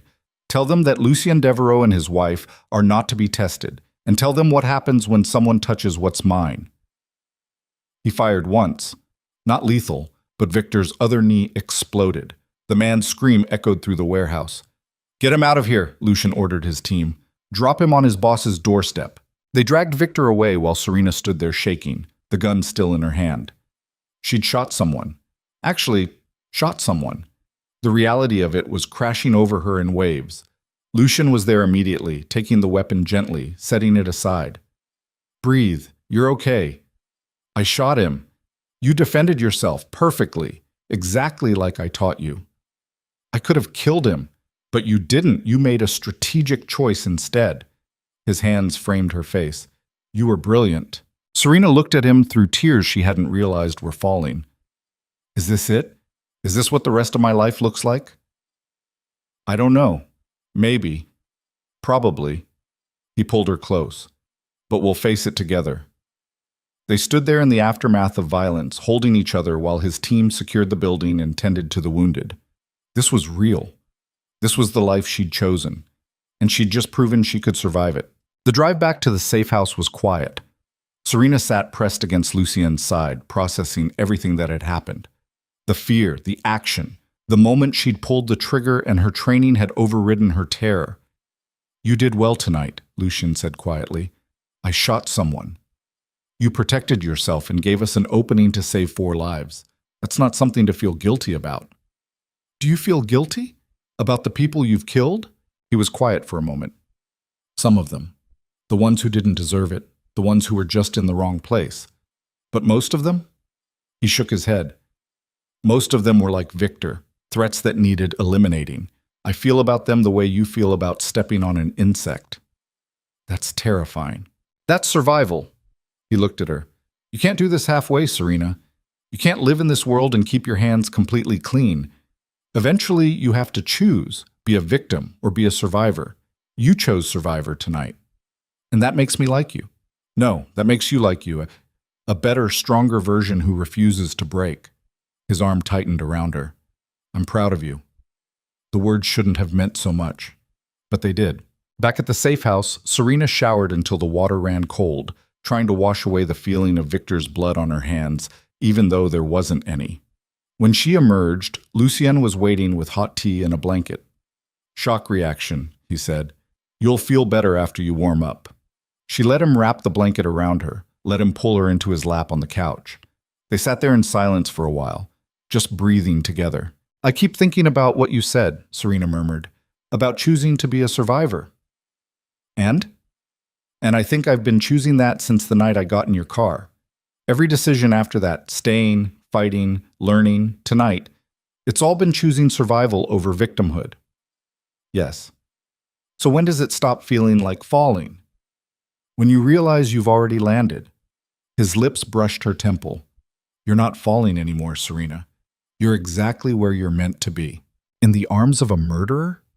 In the arms of someone who loves you enough to teach you how to protect yourself instead of keeping you helpless. She tilted her head back to look at him. That's a really twisted definition of love. Welcome to my world. They made love that night with a desperate intensity, both of them needing the connection after coming so close to losing it. Afterward, lying in the darkness, Serena traced the wedding band on Lucian's finger. Do you think we'll make it? She asked quietly. Make it to what? Old age, gray hair, grandchildren, the whole impossible normal thing. Lucian was quiet for so long she thought he might not answer. Then, I think we'll make it as far as we fight to go. Every day is a choice. Choose me, I choose you, we survive another day. String enough days together and maybe we get old. That's not very reassuring. That's honest. He turned to face her. I can't promise you forever, Serena. I can only promise you today. And tomorrow. And every day after that, I'm still breathing. And if one day you're not, then you take everything I've built and you run so far no one ever finds you. You use the money, the connections, the training. You survive. I don't want to survive without you. You will anyway, because you're stronger than you think. His hand covered hers. Promise me. If something happens, nothing's going to happen. Promise me. She looked into his eyes and saw real fear there. Fear that one day his luck would run out and she'd be left alone in this dangerous world he'd pulled her into. I promise, she whispered. Good. He pulled her close. Now sleep. We have a long drive back to the city tomorrow. Back to the new apartment? Back to our life. Whatever that looks like. Serena closed her eyes and felt sleep pulling at her. Her last thought before darkness took her was simple and strange and absolutely true. She was happy. Not the happiness she'd imagined, not the safe, simple happiness of her old dreams, but happy nonetheless. The next 6 months passed in a rhythm that gradually became normal. Serena enrolled at Columbia on one of the scholarships Lucian had secured, studying political science with a focus on international relations. Her professors thought she had a gift for understanding power dynamics. They had no idea she lived them every day. She and Lucien split their time between the new apartment and the Connecticut safe house, learning how to be married while navigating the constant low-level threat that came with his position. There were close calls, a car bomb that Anton detected before it detonated, an assassination attempt that ended with 3 dead Russians and Lucien barely scratched, a betrayal from within that Natasha handled with terrifying efficiency. But through it all, they held on to each other. Serena's mother visited once a month, still processing her daughter's new life but slowly accepting it. She and Lucien had developed a wary respect for each other. He treated her daughter well, kept his promises, and that was apparently enough. He's still a criminal, her mother said during one visit. I know, Serena replied. You could still leave. I could help you disappear. I know that too. But you're not going to. No. Her mother sighed. You're stubborn, just like your father. I'm stubborn like you, Serena corrected. I just apply it differently. On their 6-month anniversary, Lucien took Serena back to Valentino's. The restaurant was under new management now. Marcus's estate had sold it to a legitimate businessman who'd gutted the place and started fresh. But the coffee was still terrible, and the booths were still the same. They sat in the corner where Lucien had first seen her. You smiled at me here, he said, stirring his coffee absently. Right at this table. I was waiting for Marcus, planning how to kill him for stealing from me. And you brought coffee and smiled like you meant it. I did mean it. You look sad. I was sad. Elena had been dead for 2 years and I was still... He stopped. I was empty. Then you smiled, and for 15 seconds I forgot to be empty.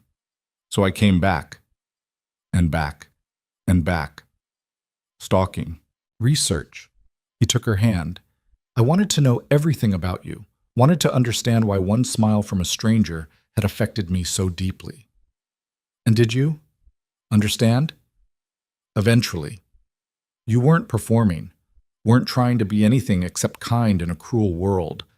That authenticity, he shook his head. I'd spent so long around people who lied and manipulated and wore masks that I'd forgotten what genuine looked like. You reminded me. Serena squeezed his fingers. So you kidnapped me. So I saved you, then claimed you, then fell completely in love with you despite every instinct telling me it was a mistake. Was it? A mistake? Lucien looked at her with those pale, intense eyes. No. It was the best decision I ever made. They finished their terrible coffee and left the restaurant hand in hand. Outside, the city was alive with its usual chaos, sirens and horns and millions of people living their complicated lives. Somewhere in that chaos, threats were forming. Enemies were planning. The next crisis was brewing. But for now, walking down a Manhattan street with her husband, Serena felt something close to invincible. The call came 3 weeks later. Serena was in class when her phone buzzed with Natasha's number. She stepped out to take it. What's wrong? How do you know something's wrong? Natasha asked. You never call unless it is. What happened? Someone put a contract out on you, $5 million, posted 2 hours ago on the dark web. Serena's blood ran cold. Who? We're working on it, but Lucien wants you at the safe house immediately. I'm sending Anton to pick you up. I have a lab this afternoon. Cancel it. This is serious, Serena. She thought about arguing, but Natasha's tone left no room for it. Okay, I'll be ready. Anton arrived 20 minutes later, his expression grim. The drive to Connecticut was tense and silent. Serena's mind spun through possibilities. Who would want her dead badly enough to put up $5 million? The Russians were mostly eliminated. Sergei's organization had scattered. Victor had disappeared into whatever hole his bosses had buried him in. So who? The answer was waiting at the safe house. Lucien stood in the command center, surrounded by screens showing intercepted communications and dark web postings. When he saw Serena, relief flooded his expression for a moment before hardening back into business mode. Tell me, she said. The contract came from Elena's family. Serena's stomach dropped. What? They blame you for... He stopped, running a hand through his hair. They have this idea that Elena died because I was distracted trying to protect someone else. You. Even though we didn't meet until 2 years after her death. They've built this entire conspiracy theory where you were secretly in my life all along and I chose you over her. That's insane. That's grief. His voice was tired. They've been searching for someone to blame for years. Now they've decided it's you. Can we reason with them? I tried. They're not interested in reason. They want revenge. Serena sat down heavily. So what do we do? We eliminate them. Lucien, before you argue, hear me out. He came to kneel in front of her. These aren't criminals. They're civilians who've hired criminals. We can't negotiate with them because they're not playing by any rules we understand. Our only option is to remove the threat permanently. You mean kill them? Yes. Serena looked at this man she'd married who was calmly discussing murdering a grieving family. There has to be another way. There isn't. I've run every scenario. They won't stop until you're dead or they are. Then let me talk to them. Absolutely not. They want answers? I'll give them answers. I'll explain what actually happened, when we met, how it happened, everything. She gripped his hands. Let me try before we resort to murder. Lucien looked like he wanted to refuse, but something in her expression made him pause. One meeting, he said finally. Controlled environment, full security, me present. They try anything, they die. Agreed? Agreed. The meeting was arranged for 3 days later at a neutral location, a law office in Midtown that specialized in mediation for wealthy clients. Elena's parents arrived with their own security, their lawyer, and expressions of such profound grief that Serena's heart broke just looking at them. They sat on opposite sides of a conference table, Elena's family on one side, Lucien and Serena on the other. Elena's mother spoke first. Her voice was steady, but her hands shook. You have no idea what you took from us. I didn't take anything, Serena said gently. I never met your daughter, never even heard of her until months after her death. Lies. Our investigator proved you and Lucien were involved years before he claims your investigator is wrong. Serena pulled out documents, her old school records, employment history, every piece of evidence proving she'd been in Ohio when Elena died.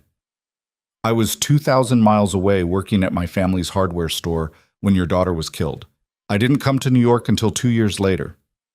Elena's father grabbed the documents, scanning them with desperate eyes. These could be faked. They're not faked, Lucian said quietly. They're real, verified by multiple independent sources. Serena had nothing to do with Elena's death. Then who did? Elena's mother's voice broke. Someone has to be responsible. Someone has to pay. The men who killed her paid, Lucien said. I made sure of it. Every single person involved died badly, but that doesn't bring Elena back. Nothing brings her back. So we're supposed to just accept it? Accept that our daughter is gone and no one else suffers? Serena leaned forward. Your daughter died because she was used as a weapon against someone she loved. I'm so sorry that happened. I'm sorry you lost her, but killing me won't bring her back. It'll just create more grief, more families destroyed, more people suffering. You don't understand. Well, I do understand. Serena's voice was firm now. I understand that grief makes you want to hurt something, someone.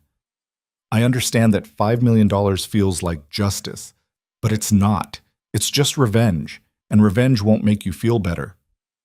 Elena's parents looked at each other, something passing between them. We loved our daughter, her mother said finally, and watching what her death did to Lucian, watching him become harder, colder. We thought if we could remove the thing that made him vulnerable again, we could prevent another Elena. I'm not making him vulnerable, Serena said. I'm making him stronger. There's a difference. Is there? Yes. She looked at Lucian. Elena's death broke something in him.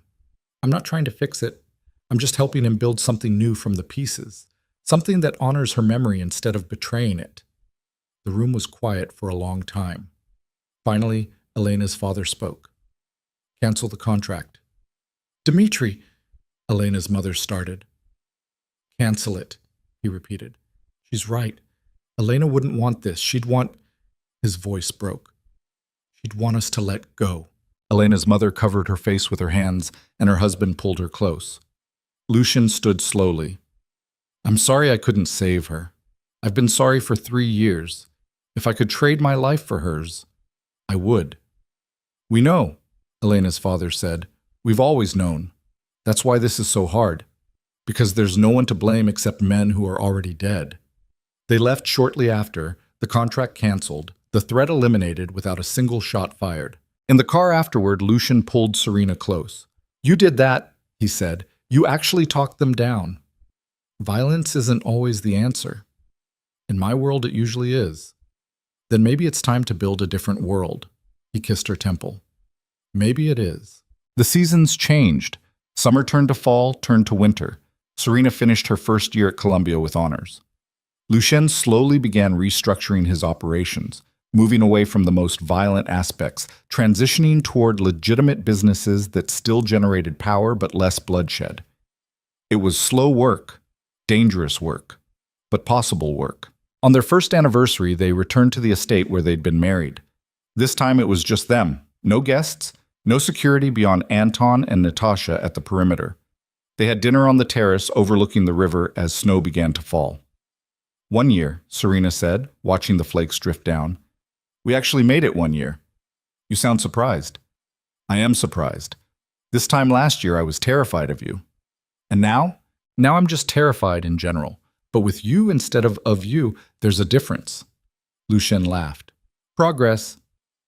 Real question, though. She turned to face him. Are you happy? He considered it. I'm something close to happy. Content, maybe. Satisfied that I made the right choice when I saw you in that restaurant. Even though it complicated everything? Especially because it complicated everything. Complication means I'm living instead of just surviving. He took her hand. You gave me that. A reason to live beyond just not dying. That's dark. That's honest. They sat in comfortable silence, watching the snow transform the landscape into something magical. Somewhere in the city, threats were forming. Somewhere, enemies were planning. But here, in this moment, they were just two people who'd found each other in the darkest circumstances and decided to hold on anyway. "I love you," Serena said quietly. "I love you too." Lucian pulled her closer. "Thank you." "For what?" "For smiling at me that day. For getting in my car. For staying when you could have run. For choosing this impossible life.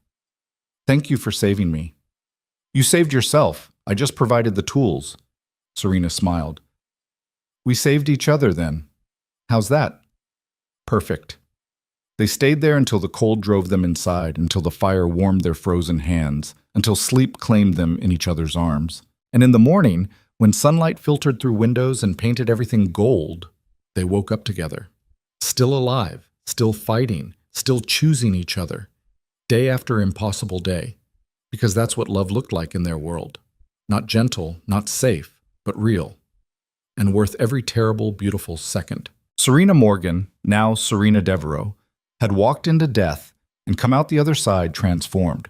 She wasn't the scared waitress anymore. Wasn't the struggling student drowning in debt. She was something harder now, sharper. Someone who could stand beside a monster and not flinch. Someone who'd learned that survival and love weren't opposites. They were the same thing, just expressed differently depending on who was watching. And as she lay there in Lucian's arms, listening to his heartbeat and feeling safer than she'd ever felt in her old life, Serena understood the truth that had been building from the moment she'd gotten in that car. She hadn't lost herself. She'd found herself. In the last place she'd ever expected to look, in the arms of the man who'd kidnapped her and loved her and taught her that sometimes the cage is a choice, and sometimes choosing the cage is the freest thing you can do. Because freedom without purpose is just drifting.